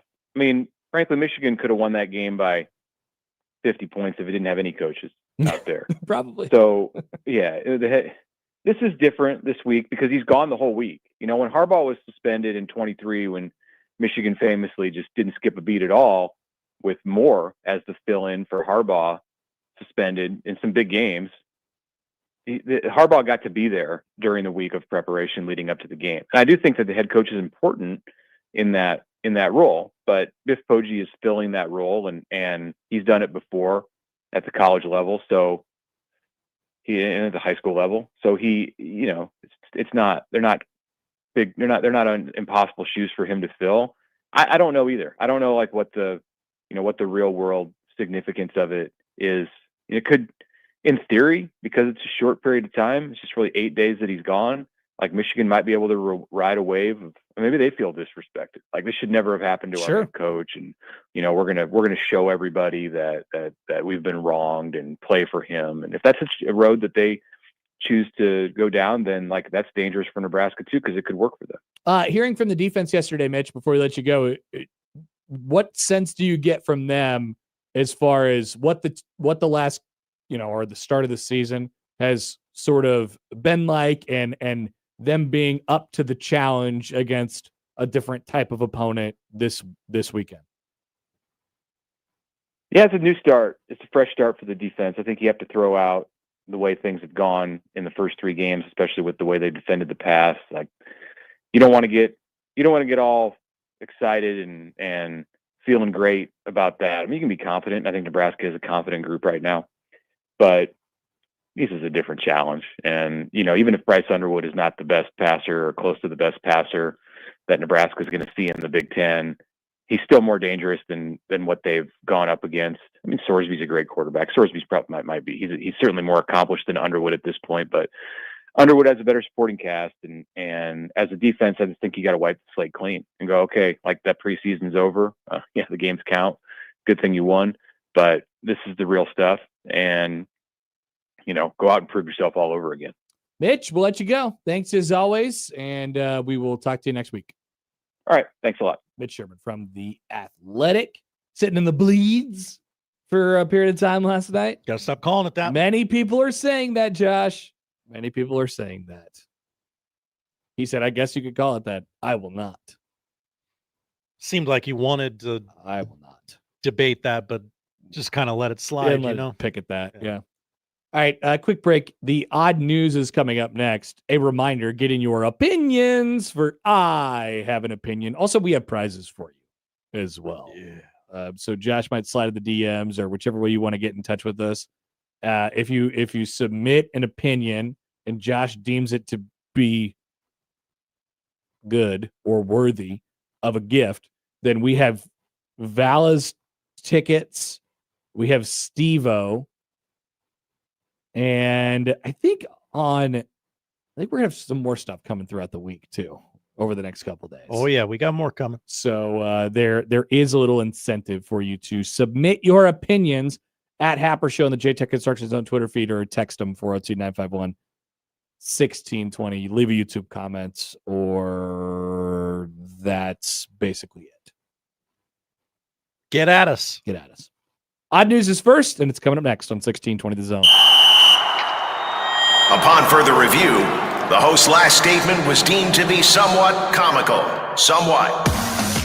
The Connor Happer Show returns in minutes on 1620 The Zone.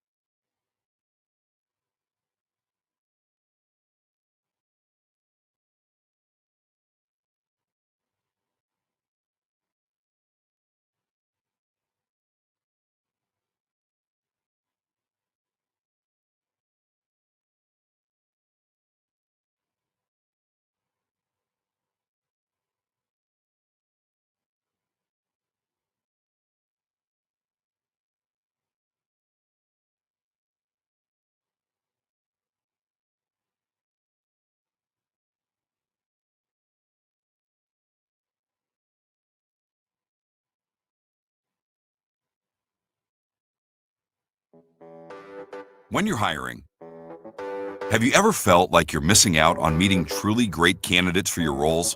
It seems impossible to find them, but they have to be out there somewhere, right? Well, they're not hard to find when you know where to go, and that place is ZipRecruiter. And right now, you can try ZipRecruiter for free at ZipRecruiter.com/radio. ZipRecruiter helps 10 million people with their job search every day. And because these people are actively looking for jobs just like yours, it's easy to find the right person right away. In fact, 4 out of 5 employers who post on ZipRecruiter get a quality candidate within the first day. But if you're not using ZipRecruiter, you're missing out. So see what it's like when the impossible is easy. When you go to ZipRecruiter.com/radio right now to try ZipRecruiter for free. Once again, that's ZipRecruiter.com/radio. ZipRecruiter.com/radio. Never miss out on great candidates with ZipRecruiter.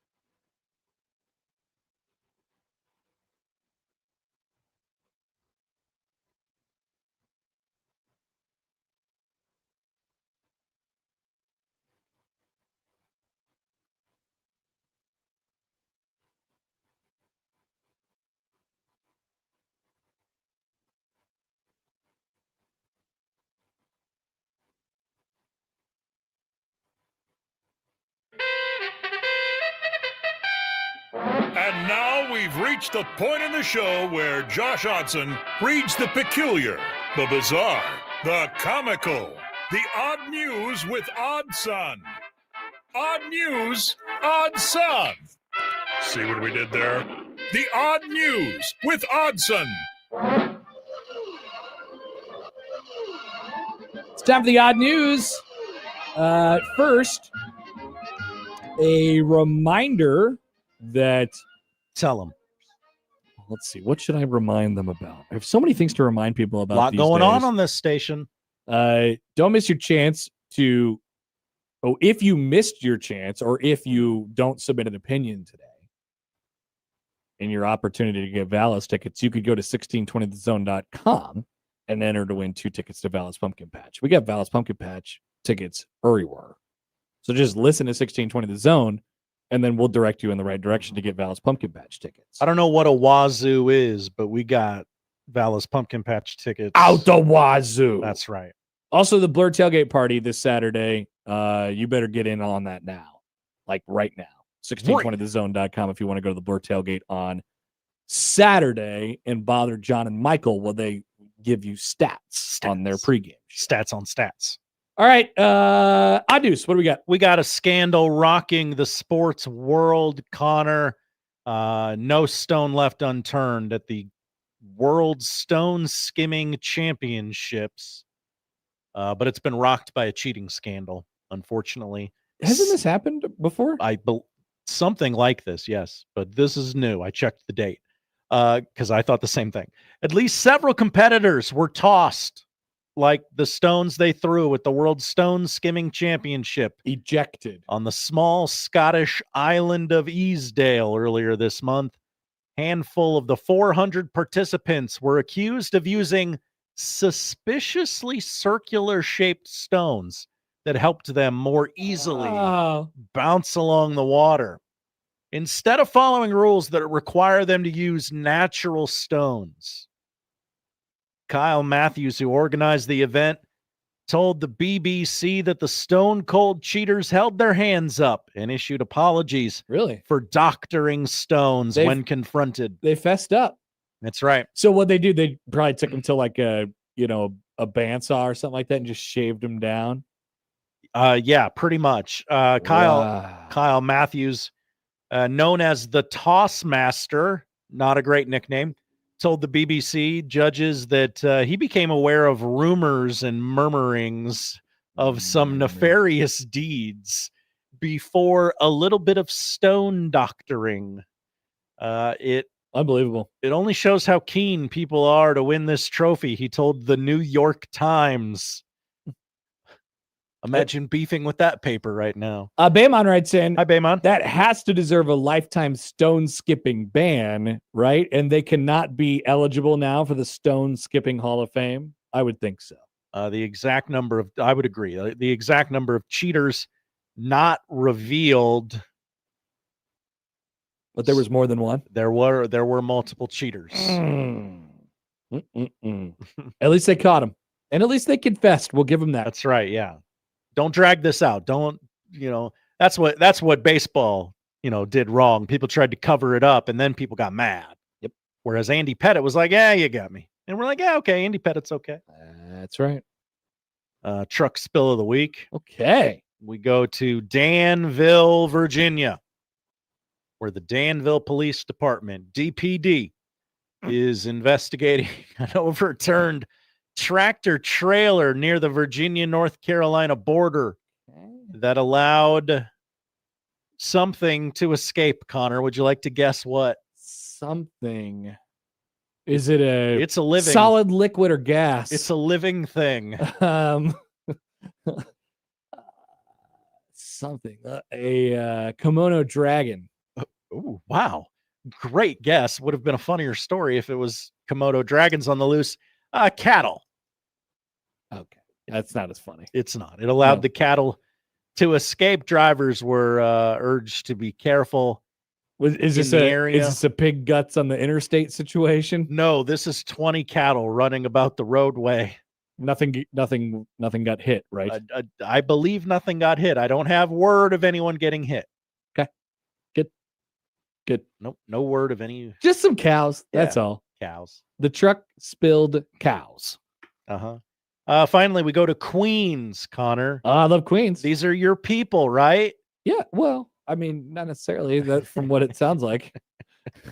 For the last month, stickers have been popping up all over utility poles across Western Queens, urging voters to consider write-in candidate Leo Namouche for the vacant city council spot. Leo is a cat, 9 years in age, a former street feline, seeking to replace term-limited moderate Democrat Robert Holden in the city council. Yes. Leo, a lifelong Ridgewood resident, is the only four-legged animal seeking to lead District 30. Sure. Two others, humans, are on the November 4th ballot. It'd be tough to lose to a kitty cat. It would it not? Yeah. Only 139 people follow Leo on Instagram, where he has promised to dismantle the conservative chokehold that Congress, the city council has held on this district. Now, is this a thing like that corgi that decides who's going to win the Super Bowl? Like they give him two options. It's like, okay, where do we want to start? We'd be one bucket is conservative, one bucket is liberal, and then if you pick the conservative one, then it's like another. Are you just a regular person, or are you like, you know, are you a moderate conservative, or are you a red-blooded conservative? And then you pick one of those, and then it goes further down the line from that. I assume that's how we found out the cat's values. That would be funny. The campaign says, ours is a campaign to uplift every paw that ever touched the snowy ground in the dead of winter. For anyone that suffered through the rain without shelter, for the dignity of everyone, reads Leo's campaign announcement from late July. That's right. It honestly, it seems like the next thing in this country, a cat wins an election. Yeah. It kind of just it seems like it's in the natural progression of where we're going. I will admit I was not I think 10 years ago, if I saw a story like this, I'd be like, what is this country coming to? We're making a mockery out of all these things. And I saw it today and I was like, oh, that's pretty fun. That seems right. Thanks, Josh. Thank you, Connor. That's the odd news. I Have an Opinion is coming up next. Many of you have many opinions about a variety of different issues. So please send them our way. By the way, Andy on cats. Hi, Andy. Right. So the only issue I have with the cat ticket is their disdain for dogs. Yeah. Really like to see a more moderate candidate just right down the aisle, not trying to divide. Back with I Have an Opinion next on 1620 The Zone.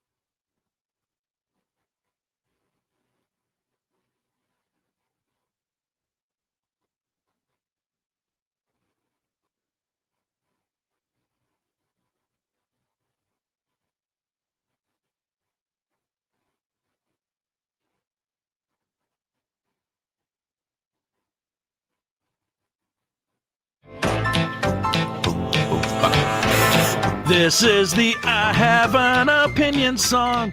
Haven't done an intro yet. Need to get on that. Yeah. It's time for I Have an Opinion, which is a segment in which you submit opinions. So you are the I in this situation. Okay, that's how it works. I'd always wondered. Yeah, Josh, you don't have to constantly give Okay, opinions. You do that good. for the other portions of the show. I'll take this segment off. This one's for you guys. But ultimately, we do end up giving our counter opinions based on the opinions that you all have. Sure. So really, it's the collective. We have opinions. You know, just like we all set a record last night. We all did. Doesn't matter who. Yeah, exactly. All right. I got a bunch of texts. Okay. I know we have a couple tweets because I saw them. So why don't we just? Well, Josh, I'd leave you in charge of this always. Where are we starting today? Well, I'm going to start in the email inbox, the Equitable Bank zone inbox. That's right, as that's what's in front of my face. Okay. Seth chimes in. Seth has a couple of. He does today. Go He ahead. did apologize for having lots of opinions. Seth chimes in. I have an opinion. A funeral procession is just one final act of selfishness. You and your family have decided that your last act above ground is to be at the front of a slow-moving parade with officers of the law that delay traffic for half an hour. It's not all about you, dead guy. So I don't know how this works. Do you get to choose before you die whether you want a procession? I believe that would be part of the plan. Yes, you could choose that. It could be, the decision could be made before or after your untimely demise. It's usually like, I don't know. I could probably count on one hand the times in the last decade I have been disrupted in traffic by a funeral procession. It just doesn't happen very often because usually when it happens is like, I don't know, Thursday at noon. Yeah. Or something like that. I'm in this room Yeah. usually, but I could understand if you do get caught with one proceeding in front of you and it prevents you from going. I get that is frustrating. Yeah, it would have to hit me at the exact wrong time. You know, like I'd have to really be like I don't think anybody's doing a funeral procession during like rush hour traffic. Now that would be one final act of selfishness. Yes. Which don't get any ideas. Gives me an idea. Damn it, Josh. Josh hates this city so much. He wants to just ruin it. He wants to prove once and for all. And I decree from beyond that everyone driving in the procession must flip the bird to everyone outside their window as they drive past. Josh found a nice cemetery out on I-80 in Giles. He's just gonna park the procession right there. Well, get comfortable. I don't know. I this doesn't bother me a whole lot, but thank you for your opinion, Seth. I appreciate it. Got an opinion from Colin. Colin in White Plains.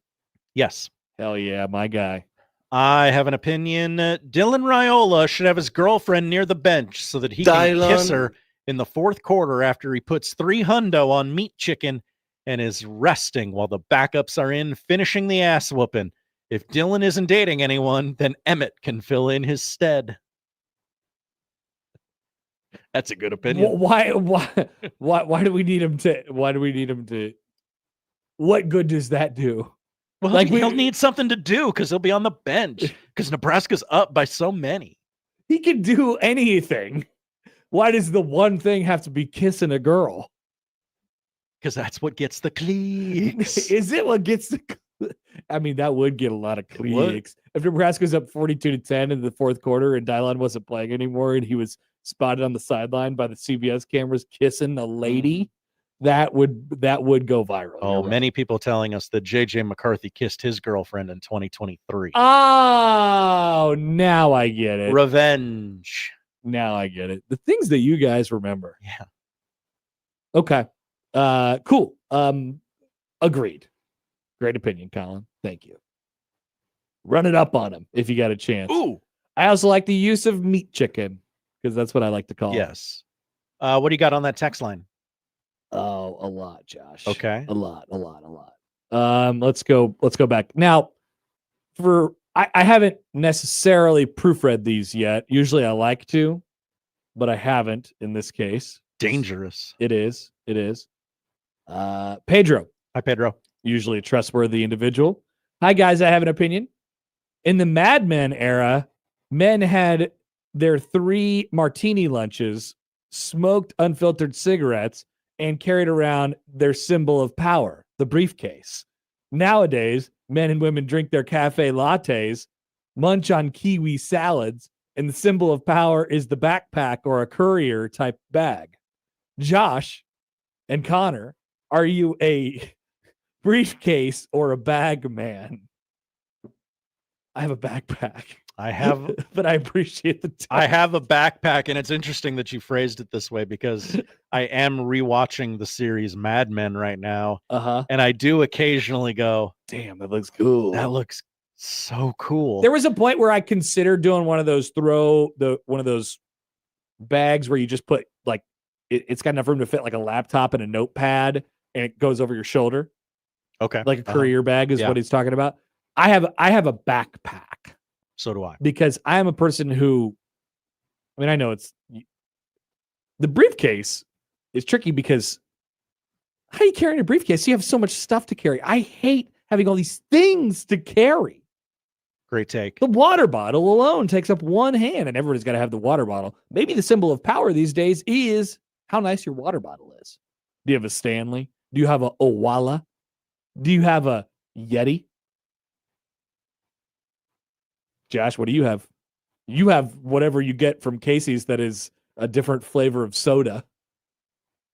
What do you get today? I got cherry Coke from Hy-Vee. Cherry Coke from Hy-Vee.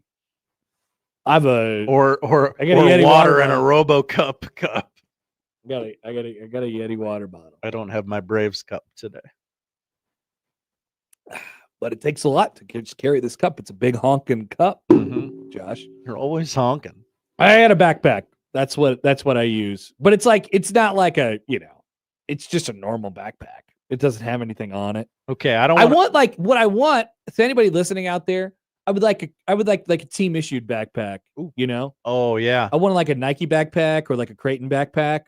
That'd be cool. I would wear that all the time. Sometimes I'll look at the Or at least a player's tag. trunk and see if there's a team bag that like wouldn't offend me by wearing that team. Yeah, there's got to be a nice team issued bag that I can get my hands on. Now, I don't want to out our guests or anything, but Platcat says whatever Jacob rocks seems efficient. He's a backpack man. He's a backpack man. Okay. I didn't know if it was like we're making fun of him because he carries like a Hy-Vee grocery sack everywhere, and it's terribly inefficient. I think he puts that in his bag. Okay. I think he puts that in his bag. Tom in Cincinnati. Hi, Tom. I have an opinion. He actually has 2, it seems. That's allowed. I have an opinion. The TV announcers last Saturday were wrong. The last time Nebraska wore all reds was not 1986, but rather 2012 against Wisconsin, and avoid the Noid uniforms. I don't care that if it was technically an alternate uniform, they were still all red. I've been through kindergarten. I know my colors. Side note, you're absolutely correct that the red and the blue was fire on the court last night, GBR. I mean, he's right. They did wear those stupid uniforms in 2012 against Wisconsin with the N and the W. Those were so gross. bad. And that's the one time up until last year that Nebraska beat Wisconsin. So sad. Secondary opinion from Thom. KOZ and giveaways are unnecessarily biased toward Omaha-based listeners. We all know that Happer Show listeners span the globe, so while pumpkin patch or concert tickets are nice, it's to no use of those of us in Cincinnati. Maybe mail frozen runses for the best opinion, and you'll finally get opinions worth listening to. A great point. We should do something for the out-of-towners one day. Josh, like an Amazon gift card or something. You could use that anywhere. Sure. But then we'd have to ship it. I mean, you shipping that thing, Josh? Because you know it would fall on your plate. Maybe we could work something, a one-time shipping thing. I'm not made of money here. Ideas. Here's John. Hi, John.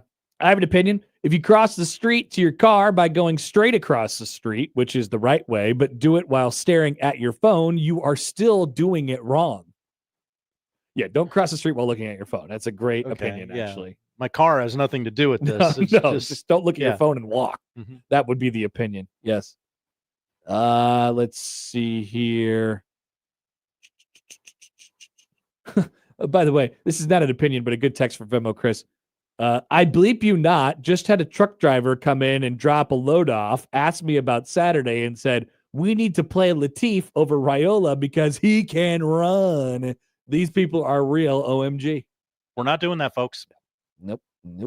That is a bad opinion. From the 402. 402. I have an opinion. Nebraska's in a no-win situation this weekend. If they win the game, everyone will say it's because Michigan didn't have their coach. If they lose the game, everyone will say Nebraska couldn't even beat a top 25 team that didn't have their coach. I actually disagree with this opinion. I think Nebraska will get the proper credit for winning this game because it's like when you're pulling it apart at the end of the year and maybe you're thinking about Nebraska as it pertains to the college football playoff, like people will pick at this maybe a little bit.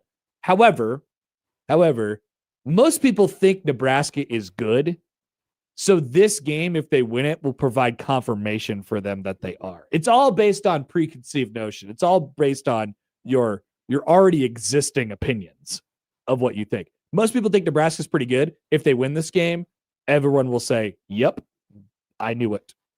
They're good. So that's what I think will happen. Here's Tommy. Hi, Tommy. Tommy won't wingy. I have an opinion. If food requires an additional sauce to be edible, it's not good food. I don't think it's a hard and fast one for me. Yeah, not black and white, but I like what you're saying. Like I like what you're saying. I like what you're saying, okay? Cautiously subscribing. Uh-huh. Is that what you're saying?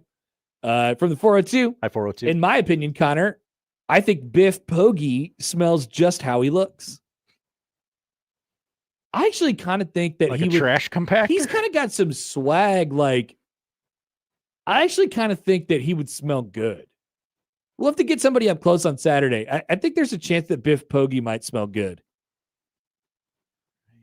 Poll question. Do you think Biff Pogy smells good? There's just something about, I don't know. You know, a big, like, everyone knows a big guy who smells good. Mm-hmm. And it's kind of disorienting, right? Because you expect him to smell bad. Because he's fat. He can't take care of himself. Exactly. But some big dudes, they know how to dress themselves. They know how to take care of themselves. And they got that swag. Yeah. Alex and Lincoln says, does Biff Pogy have swag? I think yes. I think he does. I think he's got confidence. He knows what he's all about. I think he might smell good. Just a guess. For the 4-0, actually, this was not an opinion. Got to that one already. Blake Show, 402. A Blake Show. I have an opinion. The AP voters are so disconnected with college football that when the Huskers beat Michigan on Saturday, they will still not be voted in the top 25. They will probably lose votes.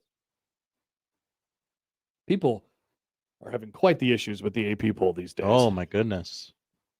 Find a new slant. Yeah, I really don't. I mean, they will probably be ranked if they win on Saturday, but I don't think they're going to drop votes. But if they're ranked or not ranked, it's cool. It'll all work itself out, I promise. We'll be fine at the end of the day. By December, we'll know who the top 12 are. Huh. This is not an opinion, but here's Aaron. Hi, Aaron. No joke. Let's see. He sent the text earlier in the week, something about John Butler. Something about witnessing John Butler almost getting hit by a bus or something like this. Yeah, that would have been bad. My buddy on the bus almost said John Butler wasn't paying attention on Monday. My buddy thought, oh God, we are going to hit our defensive coordinator. I'm glad everything's okay. I'm glad we did not hit our defensive coordinator. Yes, very glad. But that's what I think that's in response to the text from earlier of like, if you're looking at your phone and crossing the street, like you're not actually walking. Was John Butler looking at his phone and almost got hit by a bus? That's what it sounds like. Yeah. He wasn't paying attention. That's a dilemma. It is a dilemma. Texter writes in, poll question, do you know a big guy who smells good? Also, another opinion from this phone number. I have an opinion the Jays volleyball team won't lose another game until the NCAA tournament. Hard to argue with that. Entirely possible. Hard to argue with that. They have a little bit of a difficult weekend coming up this weekend. Yeah. But back to back. Yeah. And Marquette's always sort of a threat in the Big East. But you might be right. You might be right about this. Okay, I got some emails. Got some emails. I got some more tweets. Yeah, go ahead. Take them over, Josh. El Scorcho, I have an opinion. The road construction in this town is effing out of control. I'm going to murder someone. Oh, no murdering. Don't do that, El Scorcho. But it's bad. Mark, I can understand why you might think that. Yes. Mark has an opinion. Hi, Mark. I have an opinion. Please stop scanning my ID when I purchase a 6-pack of beer. I am over 50. I am bald and look well beyond my age. And please, for all things sane, stop asking the grandma in front of me for her identification when she is buying smokes. Okay. Yes. Yeah. Because, you just have to do a little bit of quick math. You just have to do a little bit of quick math. And I'm not talking about age. I'm talking about you have to do the math of, is it really worth it? Now, if you got to scan them, whatever. But is it really worth it to check this ID if it's going to take an extra 5 minutes for this old woman to get her driver's license out of her wallet to present it to me? Yes, is the answer to that question. It's not worth it. You know she's 75. Mm-hmm. So it's fine. And it's funny. I don't really have this problem ever. Nobody IDs me for anything. Agreed. Keena chimes in. He must be looking good on the YouTube chat. What if that grandma is 2 babies in a trench coat? It's a great point. You're right. You got to ID her. Everybody. You got to get everybody. Got an email. Hello, email. Burner on backpacks. I haven't read this, so I hope it's okay. I have an opinion. Backpacks are for children. At least those of us over 50 see it that way. What's in there? Your hoodie and Happy Meal? Get yourself a nice soft-sided briefcase with a shoulder strap. Has room for a laptop or tablet, phone, water bottle, and any tech supplies you might need. A backpack makes you look like you're late for Spanish 1. Okay, let me add to this because here's another thing that makes me seem like I'm late to Spanish 1. In my backpack right now, if I went and got it, you guys would make fun of me for this real bad. But I need it, okay? I don't have a normal job. So in my back, in one of the pouches of my backpack, if you open it up, you would find a literal pencil box. You know the kids with the pencil boxes, Josh? You find a literal pencil box with all sorts of different colors of highlighters and pens and pencils and erasers and a roll of Scotch tape. They're not just loose in your backpack? No, that would be ridiculous. I have a pencil box, Josh. Okay. I have a pencil box. And so if you did look in my backpack, what you would find is various papers from various sporting events, a baseball scorebook, like a folder, and a pencil box. And people would say, this is a third grader. I also have lots of old papers that could be thrown away in my backpack. I only clean out my backpack like when I get a moment at the end of football season or something like that, or in the summer. So like before the College World Series and after the College World Series, that's usually when I clean out my backpack. So yeah, if you looked in there, you would think that it probably belonged to, at the very most, an 18-year-old. So you kind of have to just live it, Chris No H in the email inbox. Hi, Chris. I have an opinion. Watching TV shows or movies where people wearing suits to work looks cool and interesting right up until the moment you wear a suit coat and shirt and tie, and then you realize how miserable the feeling is of having to wear those constricting devices. I think the worst part about wearing a suit is driving. Yeah. I feel I hate driving in a suit because then you're worried about it getting all wrinkled and sweaty and puffy. Well, I wouldn't want to wear a suit all day. I've never wanted to wear a suit all day. I don't mind showing up a couple times a year to work. Like, what do I do? Probably 2-3 times a year I'll show up here in a suit or something like that. Yeah. If there's something big going on that night, like I don't mind it for that time. But yeah, I generally agree with that. Driving bad with the suit on. Here's Alec on the Equitable Bank inbox. Hi, Alec. Arcades are bigger scams than a casino. I have an opinion. At least at a casino, I have a chance of winning. Blackjack's edge might be 1% to 2%. I think the average house edge at Dave and Buster's is 25 to 35%. Our kids aren't allowed to gamble in a fair environment. That is true. It is super rigged against you. But at least well, I guess no, because you go into an arcade as a kid, you're like, I'm winning that big bear. Yeah, my kid. You think you're going to be rich when you walk out of there. My kid wants me to pump money into this machine until he wins. And I have I don't think he would understand me telling him it's rigged. So I'm just like, no, let's go over here and do this, or let's go over here and do this. Let's switch it up. Alec might be right. They're taking way bigger of a cut from you. Yeah. Than they are at casinos. And we all know casinos are just killing us. Hey, congratulations. You spent $40. Here's a 6-month-old piece of double bubble. It's amazing. All they have to do is buy a couple weeks worth of double bubble and like a drone to just put on the shelf. Yeah. Nobody's making enough points to get the drone. No one. Gosh, it's a great point. Here's from the 402. I have an opinion. The road construction was all put into place when the old mayor was still in charge to make the new mayor look bad, giving Josh his pass to the mayoral slot. That's an interesting theory. That is a great theory. I'll show him. Man, I'm off to St. Louis. She leaves. She gets voted out in her last month before she officially gives the reins over. She's like, approved. Yep. Approved. I need shovels in the ground now. It's kind of interesting. People do get mad about that kind of stuff. I do. Let's see. From the 402, this is Blake, not Blake's show. I have an opinion. A pound of nails feels heavier than a pound of feathers. It does, even though they're both a pound. Sure. No doubt about it. The squirrel writes in. The squirrel. I have an opinion. The Jeep Wave is annoying. We have commented on the Jeep Wave a lot. Mm-hmm. The wave itself doesn't annoy me. It's the ducks. It's the ducks that annoy me. Yeah. Why do you have all the? If I had a Jeep, it's a beautiful car. A beautiful car, Josh. Absolutely. Why would I put ducks on it? Because someone gave you that one. Would be stupid. A stranger in a parking lot gave you one. If I owned a Jeep, I would deny all the ducks. They would come to me and say, can we trade ducks? And I would say, I don't have any ducks to give you, and I don't want your ducks. Go away. From the 402. Hi, 402. I have an opinion. The crossbody trend is just a fanny pack.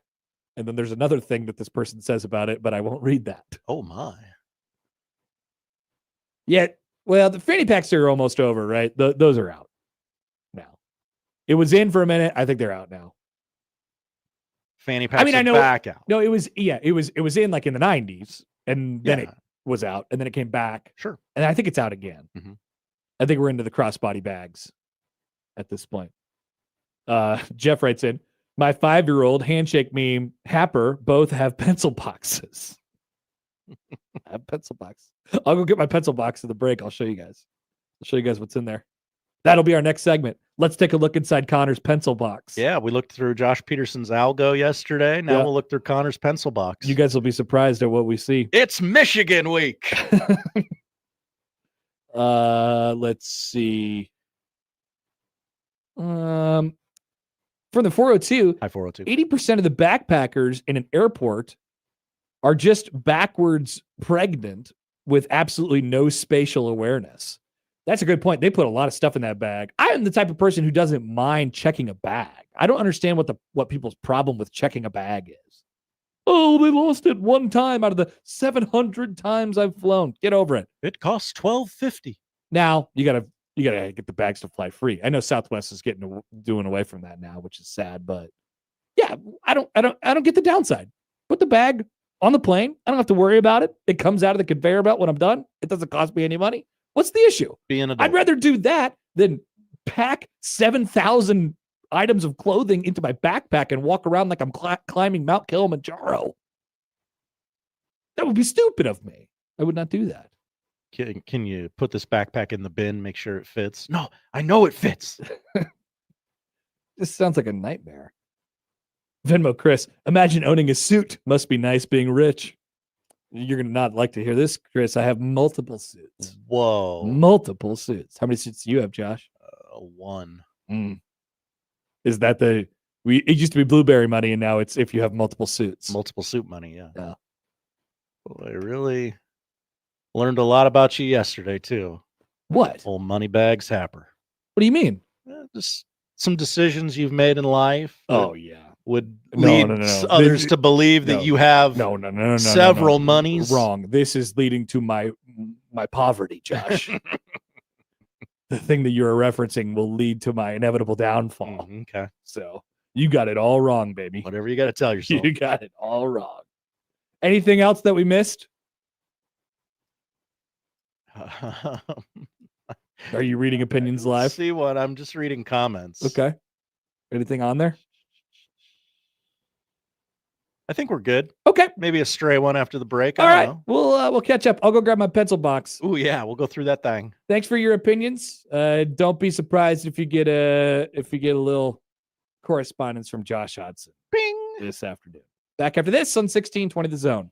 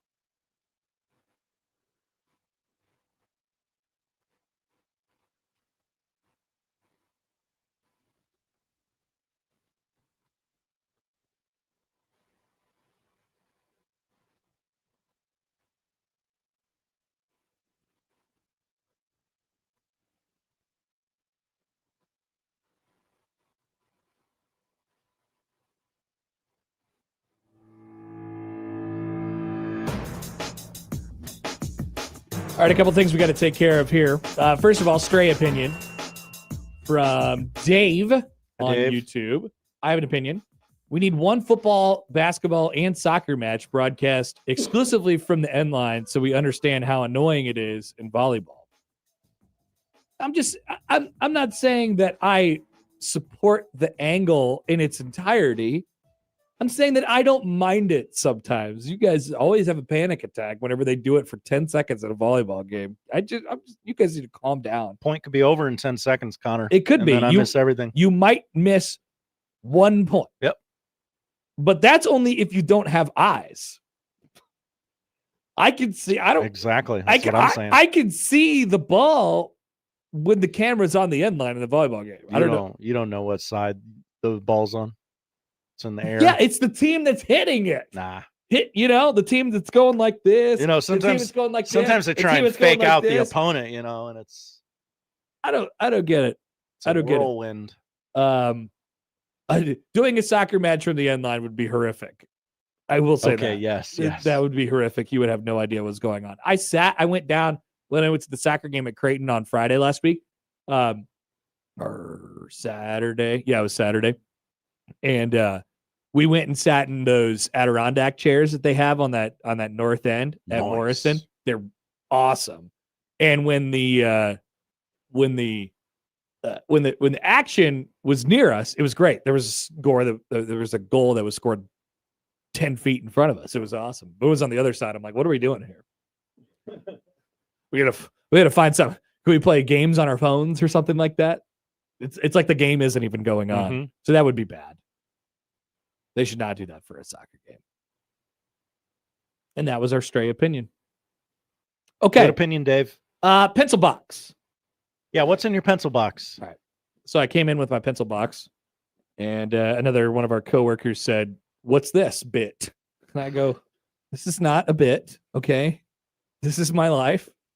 I'm an adult man, and I have a pencil box." Like it's a hard showcase, like yeah, like a grade schooler. But no other way to say it. If you're listening with this on the radio, you could hear my pencil box rattling around and all the things in the pencil box. Let's open it up. If you're watching along with us on YouTube, now this is the pencil box at its emptiest. It is not full right now. As you go throughout the year, as most of you I'm sure have to deal with, what happens? You lose pens. So at the beginning of baseball season, I go to Office Depot and I buy I spend an absurd amount of money on pens and highlighters and things like that. I won't need new highlighters for this year. Guy working the counter sees you coming with all those pens. Yeah. Because I got to make my prints, I got to make my copies, and I got to get a whole new batch of pens. Kind of Happer's coming. So there's a mechanical pencil that's really good. Well, I mean, it's not a Ticonderoga number 2. But these are good. These are the good mechanical pencils that I found. Package of these really nice Sharpie pens. So they come in. This one's blue. Gel. It comes with like a purple, a red, a couple black ones, and other things. There's other kinds of. There's older types of pens. Why do I need all these pens? I don't. I don't. It's in case you lose. And then there's the highlighters, which I only use the green, the regular yellow, and the pink. But then it came with purple and probably a blue, yellow, and this weird salmon, and this highlighter, blue. There it is, and this orange. And then my roll of tape isn't in here. I must have lost my roll of tape. Oh, got to stock up. Yeah, got to go back. So we need that to tape stuff down in a booth. That's a dilemma. And then I have, unfortunately, what happens with this box is all the ink goes everywhere. Mm-hmm. But I do have my Chris Gradeville pin in here in case I need to throw that on if I'm doing a Creighton baseball broadcast.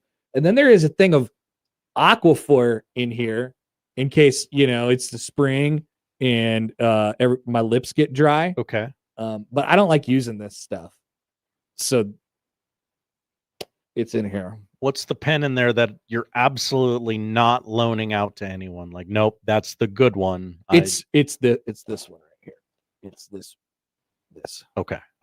Blue. Everybody's Sharpie. got one. Yep, absolutely. And if I lose this, I'll be distraught. Okay. You only have the one? No, no. There's a couple of them in here. Okay. But yeah. And then I used to use these really, really nice, like heavier duty Sharpie pens.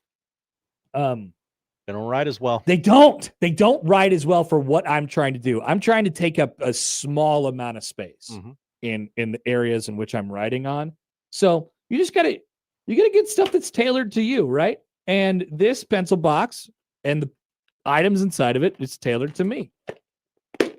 It's called efficiency, guys. I don't know if you ever heard of it. I have heard of it, yes. Work smarter, not harder. You ever heard of that either? I have also heard of that. Don't worry. Come February and March, that pencil box will be loaded up with fresh new items. Loaded, okay. Loaded up. Not loaded. And dwindling right now. And a nice new roll of Scotch tape. For baseball, it'll be loaded up. Yes, for baseball season, it'll be loaded up. February, March. Now, let's go to a person on the Prairie Flower Casino Zone hotline who once told us we'd be crying in February. I'll be happy because my pencil box will be loaded. Here's Nebraska ball Mike. Hi, Mike. Hi, gentlemen. What's up? Few things. One, Connor and Creighton fans, I'm sorry, you are not this year's SMU. Oh, okay. Yep. People, would have taken that last night. Would have taken it. And two, about the volleyball game. Boy, it's nice to see Nebraska can go get a professional European to play too. Yeah, she's pretty really good. Player. Yeah, she's pretty good. That was fun last night. I was nervous. Were you there? I was nervous. I was not there, but I was watching. I was nervous. How was it on TV? It's always faster on TV than I want it to be, but I follow emotion and crowd noise and all that. So it's a really good watch. So you were getting nervous there. I sensed it in the building too. There was some nervous energy for sure. And as far as basketball goes, there's a reason I haven't talked basketball in 6 months. Oh, are you down on the Big Red? No, but here's the thing: when you're 12-2 and you win an in-season tournament in Hawaii, and you don't make the show, I don't care what we have coming back or coming in. I thought that team was going to make the tournament. But they won the crown. They basically did. I'm tired of winning tournaments that don't matter. Oh, okay. I like this. Okay. We'll remind you of this next year when Nebraska ball wins whatever weird November tournament that they're in. Other than rink match, what do we have? Do we know anything about what we have coming in? Yeah. They got some guys from some other places. Connor Esesian is back, and they got the guy Oogie from Central Michigan. They got the guy from Iowa, who's the little brother of the other guy, Sanford. Okay. They got the guy from St. Thomas, Blue. I like that guy. They got some guys. Okay, so we have some guys. We just don't know who they are. Yeah, that is accurate. Yes. That last year disappointed me because. But they got Berkay. Berkay is back, and remember Jamarcus Lawrence? He's back. As long as he's not running in some net, I'm okay. But you've got to learn how to play basketball and run 94 feet. Fred said the other day that Berkay is in very good shape.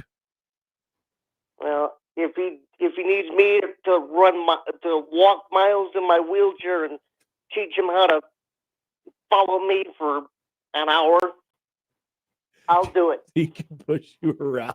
Like, dude, you can't walk up and down the floor and think you're good. Yeah, I agree. He needs to be better this year for them. It's weird that you're so pessimistic. We'll see what it looks like in a month when we get things underway. Yeah, I don't mean to be, but I really thought last year's team was tournament good. Yeah.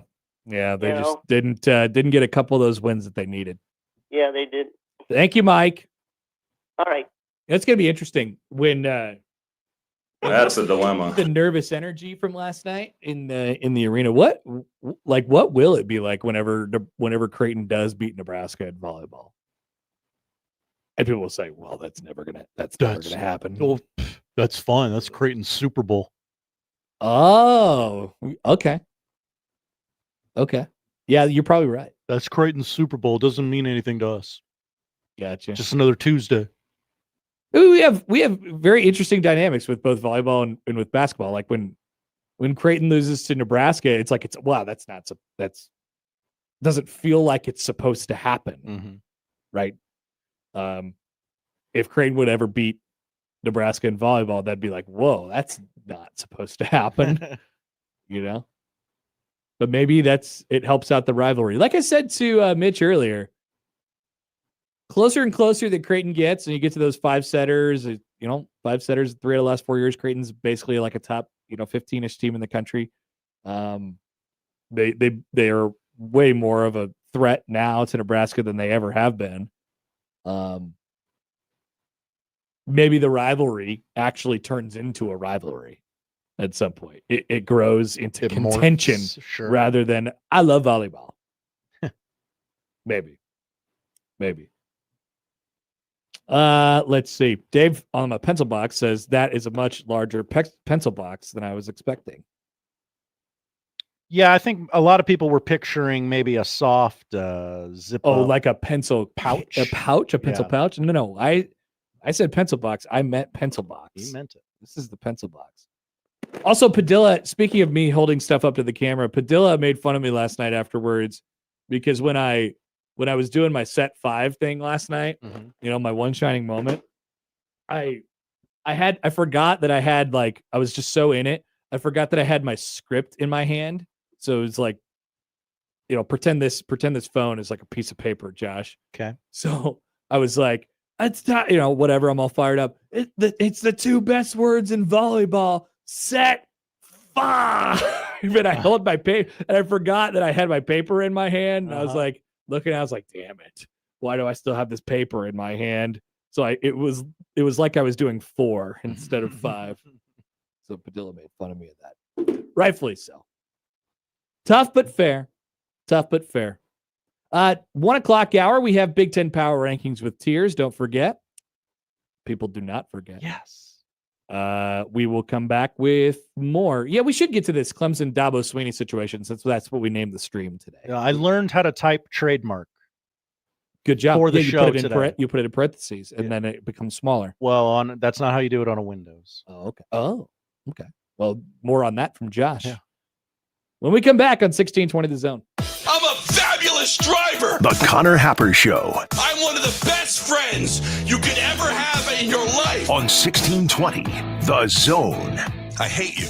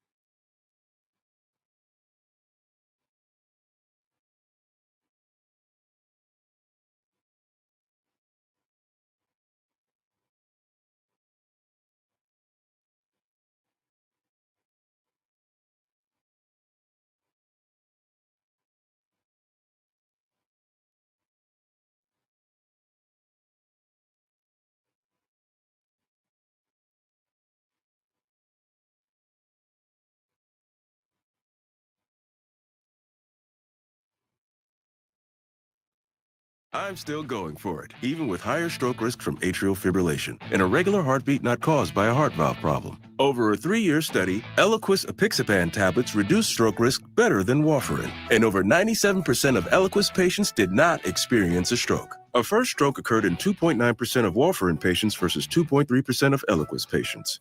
Don't stop prescription Eliquis without asking your doctor. Stroke risk may increase. Eliquis can cause serious and potentially fatal bleeding. Don't take if you have an artificial heart valve, abnormal bleeding, or antiphospholipid syndrome. While taking, you may bruise more easily or bleed longer. A spinal injection increases blood clot risk, which may cause paralysis. Get medical help right away for unexpected bleeding or bruising, or back pain, tingling, numbness, muscle weakness, or incontinence. Aspirin products, NSAIDs, SSRIs, SNRIs, and blood thinners increase bleeding risk. Tell your doctor about planned medical or dental procedures. Learn more at Eliquis.com or call 1-855-ELIQUIS.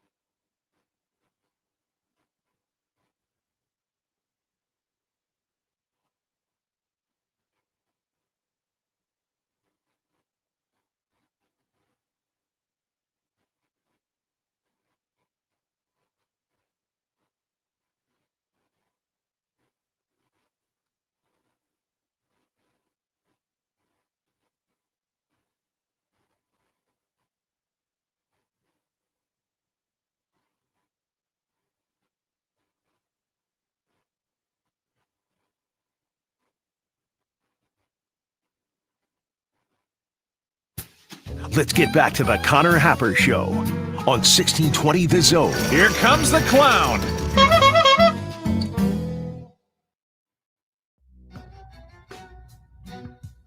Wow, Josh. This show. Yeah, what happened? What happened? You don't remember what I just said about the Dabo Swinney thing? We ain't talking about it right here. Not here? We have just come across something unbelievable. Okay. Unbelievable, Josh. Thank you so much for bringing this to my attention. I just read the things that are in front of my face on the internet. You do, and oftentimes I don't know about them, so thank you. So I'm going to read you the tweet first. Okay. And then we'll get into exactly what it is. At CFB on Fox, 15 minutes ago. This week's Gus Johnson's Got It Player of the Week is Bryce Underwood, fire emoji. Make sure to stick around for the custom lyrics from Gus Johnson at the end. Side-eye emoji. I don't know what that means. M emoji. And then there is a 1-minute video. I don't know what I expected when I clicked on this 1-minute video. I don't know that I've ever seen content like this before. Would you call it fire? It is truly incredible. It is potentially made exclusively for the Connor Happer Show. Okay. It's perfect for us. What could that possibly mean? So with that being said, without further ado, we ripped this directly off of Twitter seconds ago. Here is the video that was just tweeted out by Fox College Football. Gus Johnson's Got It Player of the Week. Watch along with us on YouTube, or you'll be able to hear what you need to hear on the radio. Here it is. This week's Got It Player of the Week is Bryce Underwood, quarterback, Michigan. This young man from the east side of Detroit was the top player coming out of his class in 2025. Urban Meyer, our coach, told me he's the second coming of Cam Newton. Against Central Michigan, it was his coming out party. He threw for 235 and a touchdown. He rushed for 114 and 2. This true freshman was a one-man band. America, say hello to the East Side Undertaker. He's Alpha and Omega. East Side. A little later, he will be greater. Dream maker. Heisman taker. First player. Oh my God. Couple things. Oh my God. What was Gus wearing? Oh my God. What school or team was being represented by Gus Johnson's clothing? I couldn't make it out. Like I thought it was. It's Adidas, and it says IIMMII. I don't know. I don't know what any of that was. What do you think? What just happened? So did they tell Gus that he has to do? So I don't think he knew. Did was that a debut of a new nickname? The East Side Undertaker. Is that what they're calling him? It is a shame that Gus Johnson is not doing this game on Big Noon Kickoff this week. I've never wanted Big Noon Kickoff more. I've never wanted Michigan to score a touchdown more so that he could say, the East Side Undertaker. Say hello, America. Many questions pouring in right now. Sean writes in, hi, Sean. What the hell was that? I don't know. They made Gus Johnson do a rap, I think.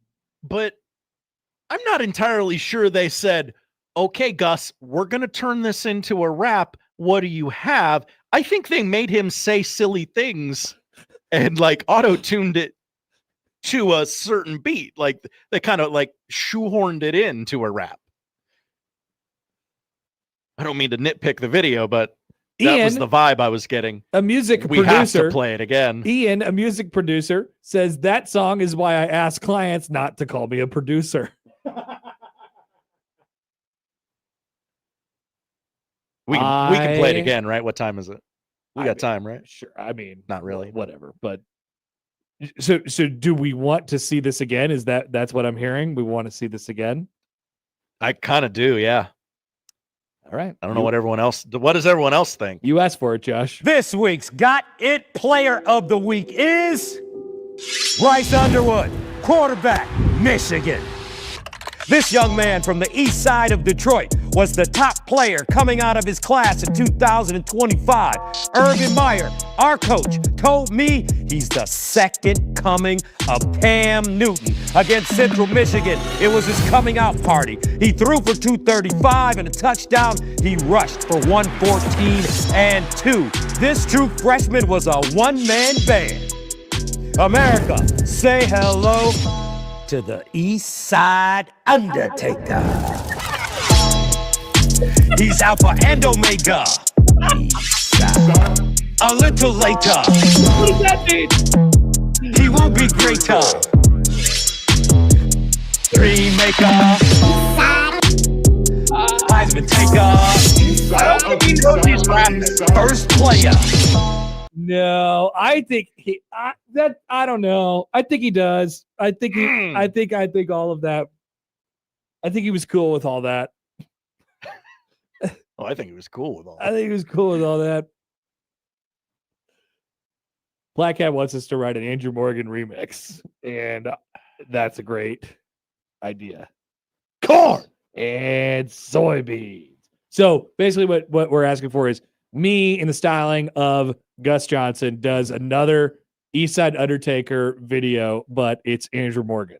I have to rewrite the hype speech now because of this. Yes, you do. Because I use the Undertaker's gong in every. This is as big of a bombshell as we've ever had on our show. This is possibly the biggest breaking. We were here when the Queen died. We were here when USC and UCLA announced they were moving to the Big Ten. The phone lines are lighting up, I know. and we have no choice but to take those calls. I don't know. We might not have time to get to Big Ten power rankings with tears today, but we'll be back after this on 1620 The Zone.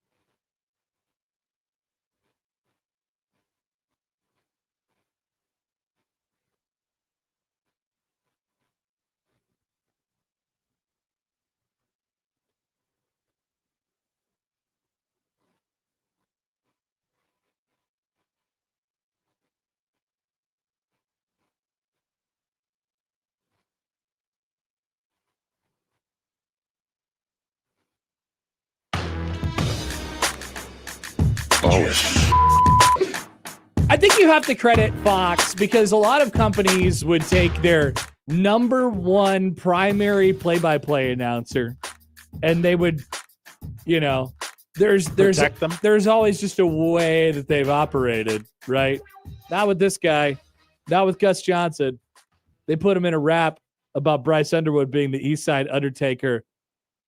Our coach, Urban Meyer, said he's the next Cam Newton. So we're laughing at this. That's a really cool nickname, by the way. I just want to get out in front and say that that's a sweet ass nickname. I don't know, man. It's forced. Oh no, absolutely forced. Yeah, it's not. It's not a good nickname. Comment from Clarence. Hi, Clarence. Flattery will get you everywhere. Josh's I Have an Opinion theme song is more thoughtful and better executed than whatever that abomination was. Let's see what the phones have to say. Here is Brian on the Prairie Flower Casino Zone hotline. Hey, Brian. Hey, fellas. You don't call that often anymore as I've gotten older, but oh yeah, Brian. This what out of breath, Brian? Out of breath, Brian, physical people, Brian, whatever you want to call Great to hear from you, Brian. Whoa, man. Man, try to say this in a nice way. I can see why I can agree with some people who might have said that they might be tired of rap music again, because I'm tired of that type of incorporation of rap in marketing. That was disgusting. Not good. That was not good. That was horrible. All right, man, he could have just came out and started tap dancing or something. That was some garbage. I don't never want to hear anything like that again. Please don't have that him announce or do anything like that before any of our games during my lifetime. That was despicable. I'm gonna play it again, Brian. I just want to let you know I'm gonna have to play it again on this show because it's a new hour. No, you don't. I usually don't wish bad things on people, but I might have to hope that the FCC hears this and decides to stop your broadcast during the playing of that crap. That was junk. Please don't. Let the people in the city, let alone the state, you don't deserve it. Right? You got enough going on in the country besides playing junk like that. No doubt. Can't agree more. Oh my God! I know you guys. I'm surprised you guys didn't be able to talk on the radio after you heard that mess. What did you think about like Heisman taker? What was the line, Josh? A little later. He will be greater. I thought it was the equalizer or something. I didn't know what it was. What they call him? No, Heisman taker. The Heisman taker, the college violator. I don't know what they called him, but it was horrible. I just don't Gus doesn't ever need to do that again.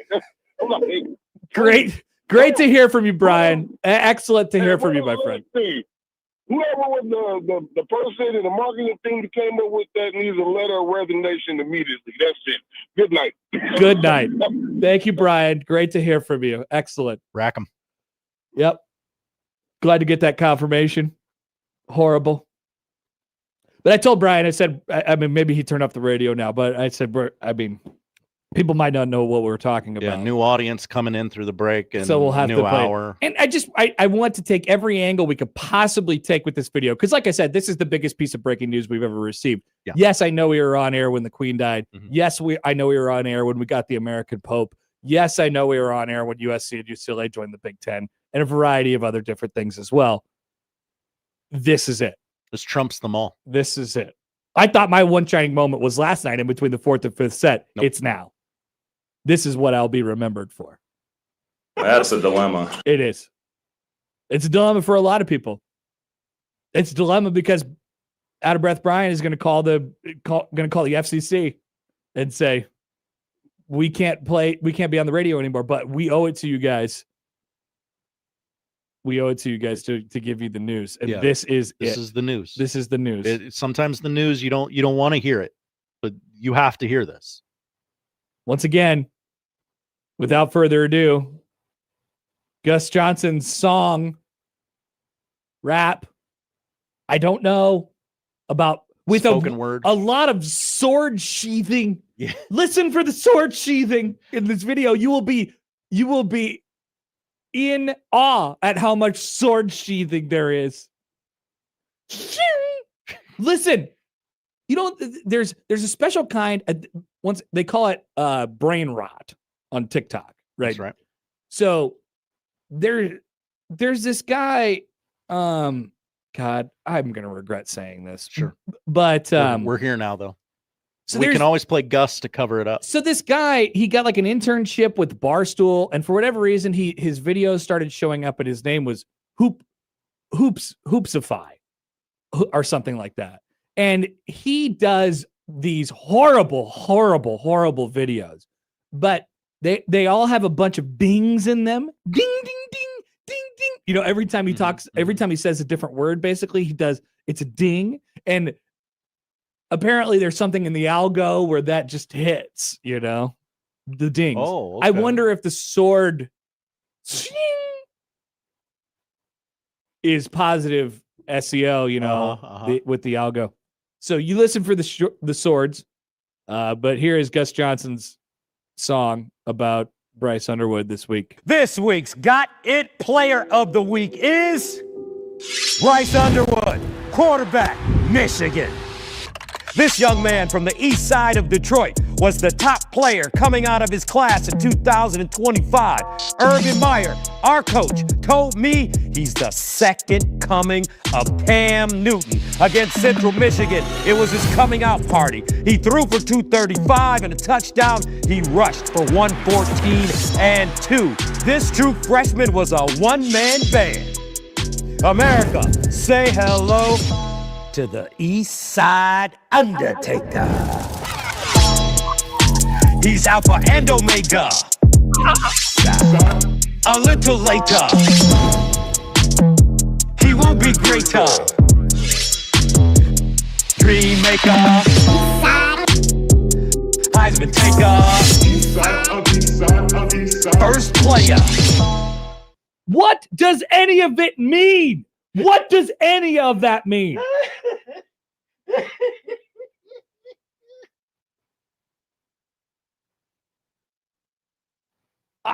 I'm in shock. I think we gotta go soon. I'm out of words. I'm out. I can't. I don't have anything left. You were right about the sword sheathing. Did you have how many of them? Did you count them? I didn't. There had to be 14, maybe 15 for Bryce Underwood's number.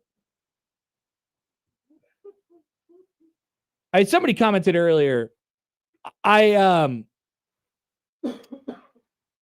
mean, we're gonna need to address this on Monday. I've never been more convinced that Nebraska's winning. Oh wow! I've never been more convinced that Nebraska is winning the game than I am at this exact moment right now. That video pushed you over the top. Yeah, Nebraska's not losing to that. Gus Johnson has to pay for his atrocities. He must pay. He will be brought to justice. And what will have to happen is that Nebraska will have to beat Michigan on Saturday. And this video will be all over your timeline. There will be remixes. It'll be like we got Team Magic at QB that October all over again. Wow, what a time. Parody songs will be back next week. It'll be like the Bo era is back. Nebraska will be on track for 9 wins. And all of a sudden, there will be parody songs again. Gus Johnson may have just brought us back to the golden era, but he had to die for it. By swords. SEAL Team Nick writes it on YouTube. He can't keep getting away with this. He can't keep getting away with it.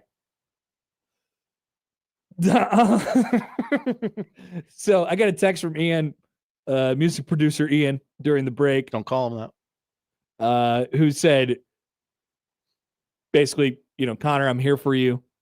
You just tell me what you need, and we'll get you covered in this situation. He comments in on YouTube now. Okay, let's make our own version of this, guys. We could do this. Connor, can I get you to say I don't think I want to say that out loud. You need a clean version of it. Just so nobody say anything. Everybody keep quiet.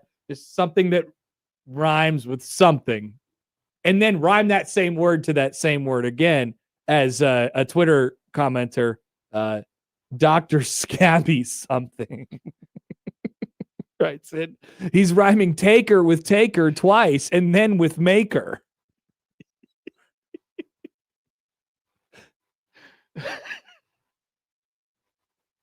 Jesse writes in, Jesse. Josh, do your hype speech to that beat. Oh. We could, I mean, that's definitely just like a no royalty free. No royalty. beat. Royalty free beat. Yeah. Either that or we could have Ian recreate it for you, but I don't think you'll have a problem finding that on the internet. It'll just say like, just Google like rap beats and that'll come up immediately, I'm sure.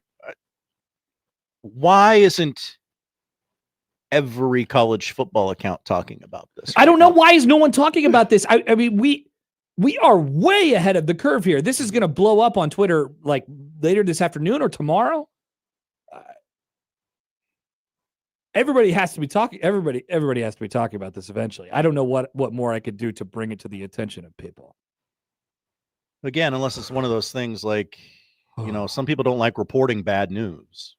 I guess they want it all to be puppy dogs and sunflowers and rainbows. Not here. No, we'll tell you like it is. Bullet Point Bob writes in, IBPB. Conan, Fox executive, quote, hey, what was the name of that goofy white guy from ESPN Game Day? Intern. Oh, you mean Lee Corso, sir? Fox exec. Yeah, that's the guy. Gus Johnson is our new goofy white guy for college football Saturdays from now on. Bob.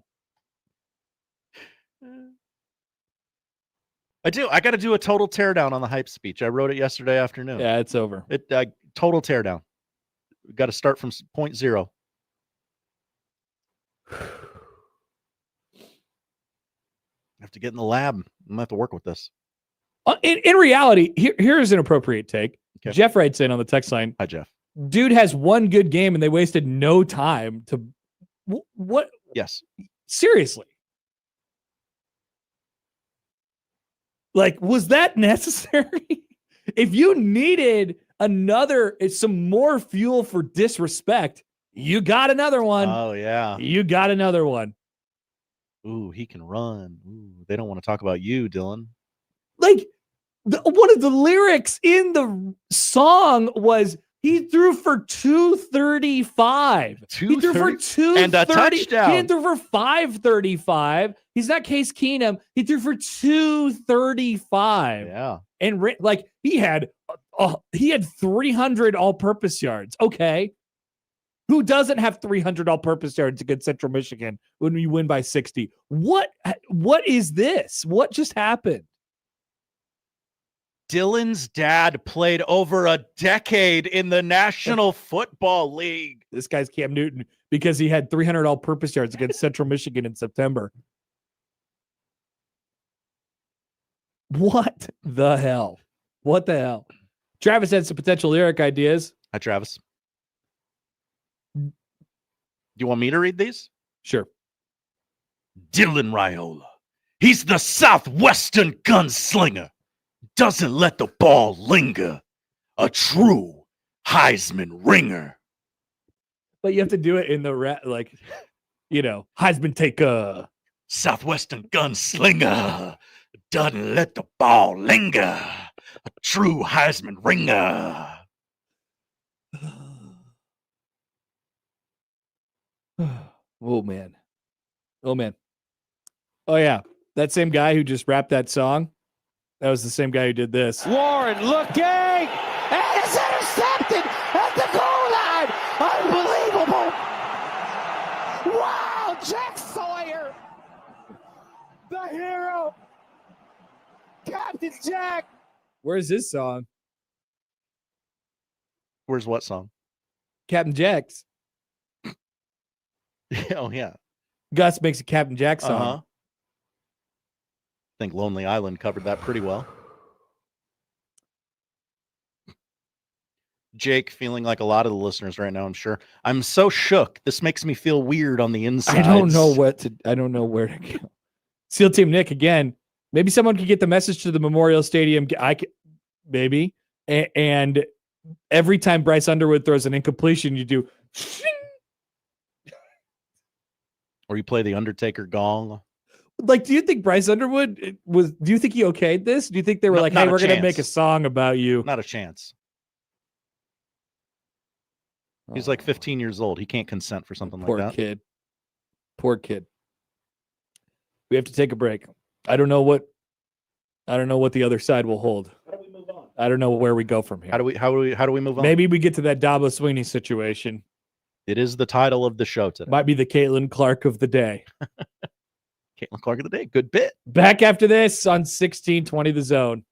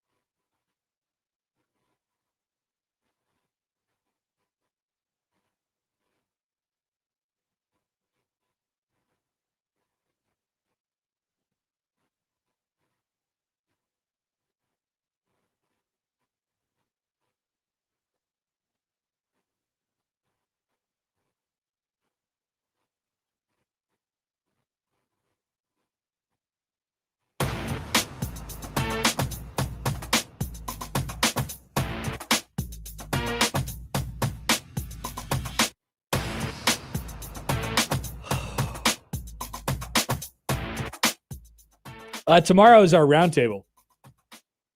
Did you know this? Have you heard about this? I did know.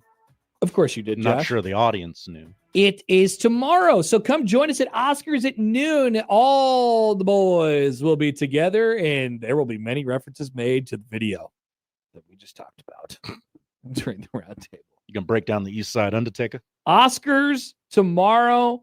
All the hosts together, 12 to 1, right in the middle of our show. It's brought to you by Union Bank and Trust.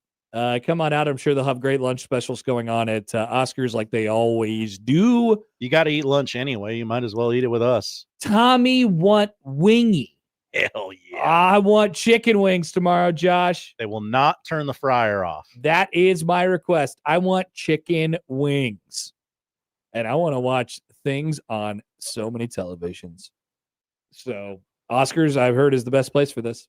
Actually, I haven't heard. I've experienced it for myself. That's right. We've been there before, and we'll be there again. So we did our preseason roundtable in Kansas City this year. So we're going to do our here roundtable because we know like people like to come out and say hello. Also, I've heard rumblings of giveaways, tickets to things. I know we have Valas. I know we got Steve-O. I know we got what else we got?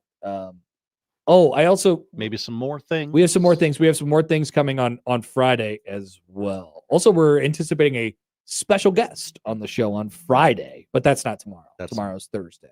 173rd and Center. Come on out. 173rd and Center. Oscars, not the takeout location on 168th and Maple. They won't let you. I mean, they'll let you in, but you'll be like, wait, you can't sit in there and eat. Where are the boys? Maybe we'll do a Gus Johnson impression wrap off. Maybe. Husband take Dream Maker. Did he say Dream Maker? He did. Dream Maker? Mm-hmm. What is that supposed to mean? He makes dreams come true. I don't know. Whose dreams is he making come true? His own? Michigan fans? Oh. I was really hoping our quarterback could throw for 200 yards. It's nothing to be proud of, Michigan fan. Just got another text from Ian. So he was able to remove all the vocals and keep the sword noises. Just the sword noises. And the beat. Okay. And the beat. So now we can use this however we want. Thank you, Ian. Appreciate it. Should we do a quick Big Ten power rankings with tiers? Sure. Or should we go over like if Biff Pogy has swag or not? Because that was a topic earlier in the show. People forget that. Because we were talking about if he smells. So he used to run a hedge fund. Really? I guess he drives a Rolls Royce. So does that change your opinion on whether he smells good or not? Actually, yes, a little bit. Yeah, Jacob Bigelow has been our correspondent on this issue all day. He found What up, Biggie? Yeah, he found a couple screenshots from a story that somebody did on him.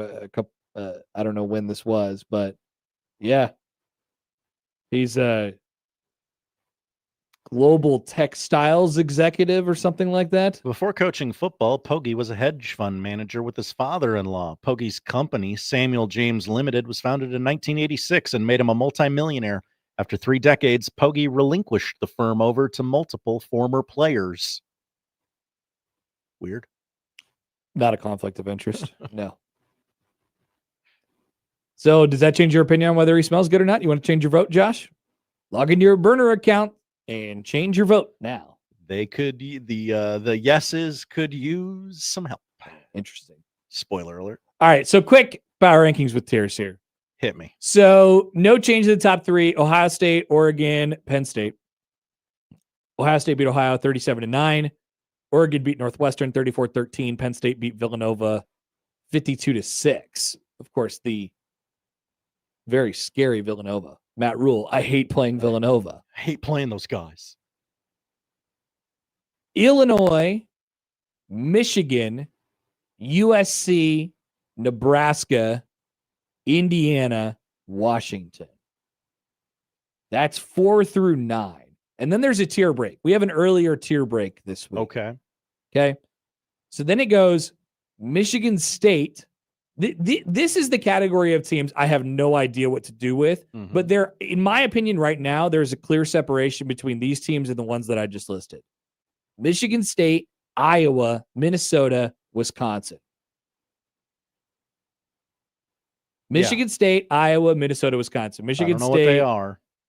Of course, they beat Boston College in overtime, and then they beat Youngstown this past weekend, 41-24.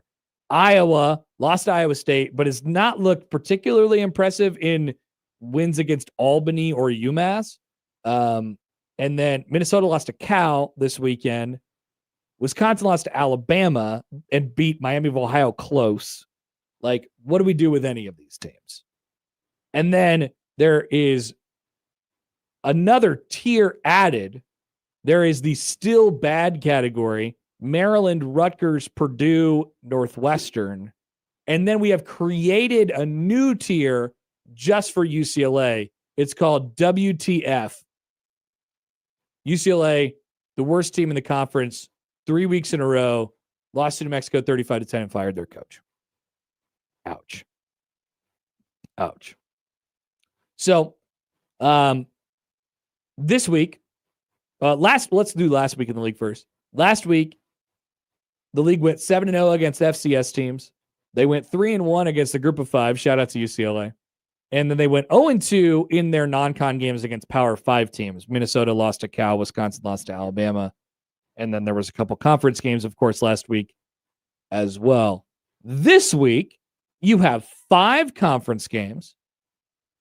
5 games in conference. Nebraska, Michigan being one of them. Michigan State, USC is a game this week. Indiana, Illinois is a big one this week. Washington goes out of conference and plays Washington State. Oregon goes out of conference and plays Oregon State. Civil War. But people don't call it that anymore, apparently. Iowa and Rutgers play this week. Friday night Rutgers situation. Friday night Iowa too, I guess. Wisconsin and Maryland this week. And those are, and then Purdue goes to Notre Dame. So this week, everyone who plays a power team. Okay, that's a step up. There are 4 teams on bye.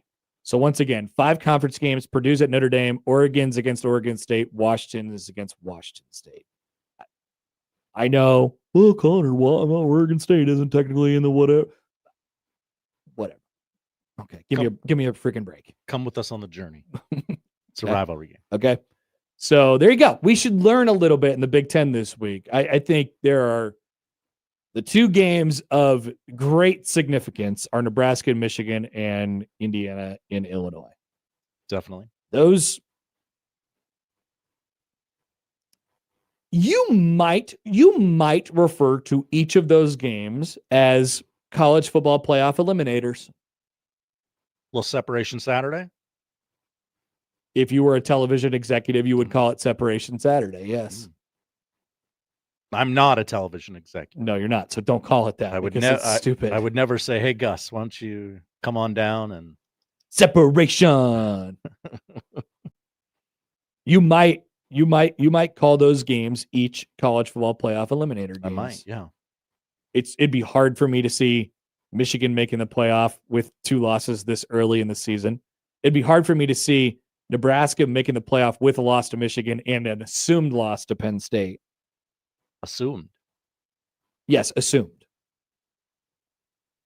It's not really an eliminator because, of course, they could run the table. They could. So you get it. Are you saying they won't? Yeah, I don't think Nebraska will win the rest of their games after this week. I will say that. Okay. Yep. Bold. Illinois, Indiana not getting in with losses to each other. Right? Yeah, they're in a lot of ways the same team. I think Illinois plays Oregon this year. Ooh. Let me check on that real quick. Illinois, I think they play. Actually, I take that back. They play Ohio State. So tough. These 2 Indiana weeks, plays at Oregon.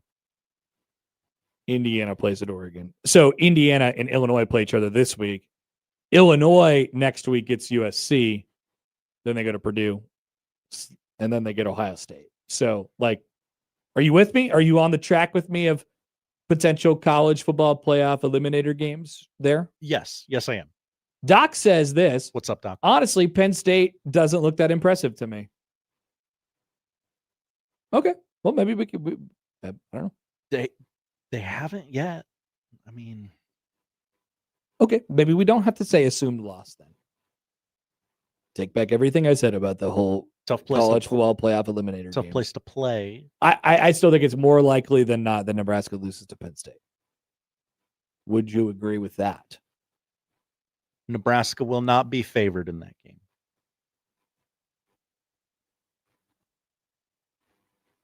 Okay. All right. All right. John emails in. Hi, John. If Purdue beats Notre Dame, will Notre Dame become the first 0-3 team ranked in the top 25? Ooh. Probably. We love Notre Dame, don't we, folks? I didn't watch the games. I just assumed they won. Andy writes in. Hi, Andy. Josh isn't a college sports TV exec, but he is the future mayor of Omaha or potentially Queens. At the very least, Burke Hall of Famer. Put me in, cowards. Travis says, I will hate watch the hell out of Iowa Rutgers on Friday night. What's to hate about that? Iowa Rutgers on Friday night is amazing. Mm-hmm. That's where that game belongs. Yeah, that sounds awesome. That sounds like fun to me. I might do that. You bring your lunch pail to that game. Quick timeout. We'll come back with the polls. We'll tell you what to watch on 1620 The Zone.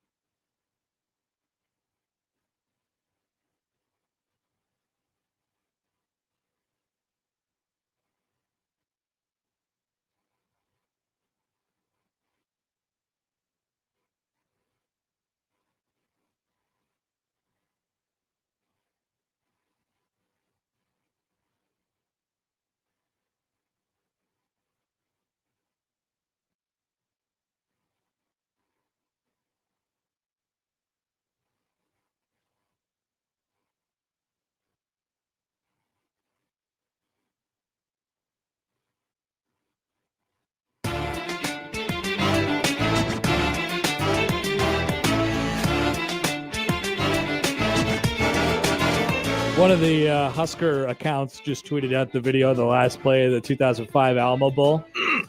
Great times. Tarico going crazy. Great times. I think it was Herb Street going, oh my God, in the background too. Yeah. He was losing it.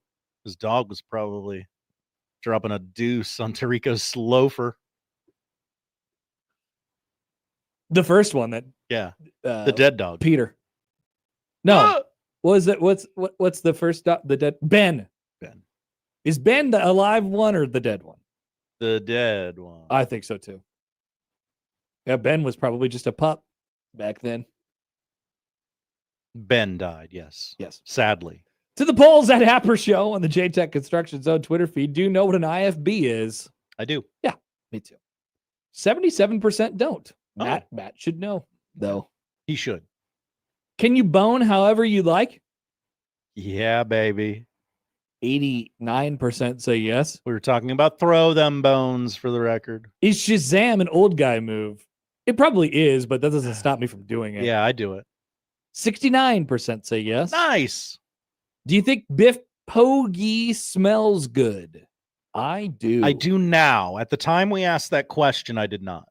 95% say no. Wow. It's overwhelming. Poor Biff. Are you in awe of sword sheathing? No. 70% agree with you, Josh. They say no. Thank you. Those are the polls. What are we watching tonight? We got a lot of baseball on our TV tonight. Cubs Pirates going on right now on MLB Network. Giants Diamondbacks 2:30 on MLB Network. Guards and Tigers 5:40 on FS1. And then Phillies and Dodgers again 9 o'clock on MLB Network. Had a thriller last night. WNBA playoffs going on ESPN. Doubleheader tonight. Mercury Liberty 7 o'clock on ESPN. Did you see Kaylin Clark last night? I didn't. She was wearing clothes, street clothes. But yeah, she's done for the season. Yeah, but every time she breathes, it's like there she is. There she is, breathing. She's like Taylor Swift in that way. A little bit. Brianna Stewart playing with a sprained MCL for the Liberty. They lead the series 1-0. Minnesota Lynx are out west taking on the Valkyries. 9 o'clock, Minnesota leads that series 1-0. Some good volleyball on TV tonight. None of it involving the local teams, obviously, but number 5 Pitt at number 13 Penn State, 6 o'clock on BTN. Number 9 TCU at number 2 Texas, 8 o'clock on ESPNU. And in front of a good crowd for them, number 7 Wisconsin takes on Marquette at 8 o'clock on BTN. This must be rivalry week. It must be feast week. Feast week for volleyball. The latest Pixar movie is on Disney Plus. Elio. When a boy is mistakenly identified as Earth's leader, he must form bonds with eccentric alien life forms and navigate a crisis of intergalactic proportions. And finally, the season 4 premiere of The Morning Show on Apple TV Plus. As UBN prepares for the 2024 games in Paris, an unexpected crisis throws the network into chaos. Oh, wow. Thank you, Josh. Thank you, Connor. Can't wait for them to make the spinoff show of Gus Johnson's song today. They'll get there. Dream Maker. That's what we're watching. If you miss anything, 1620thezone.com is where you can find it. The Heisman crossover Taker. is coming up next.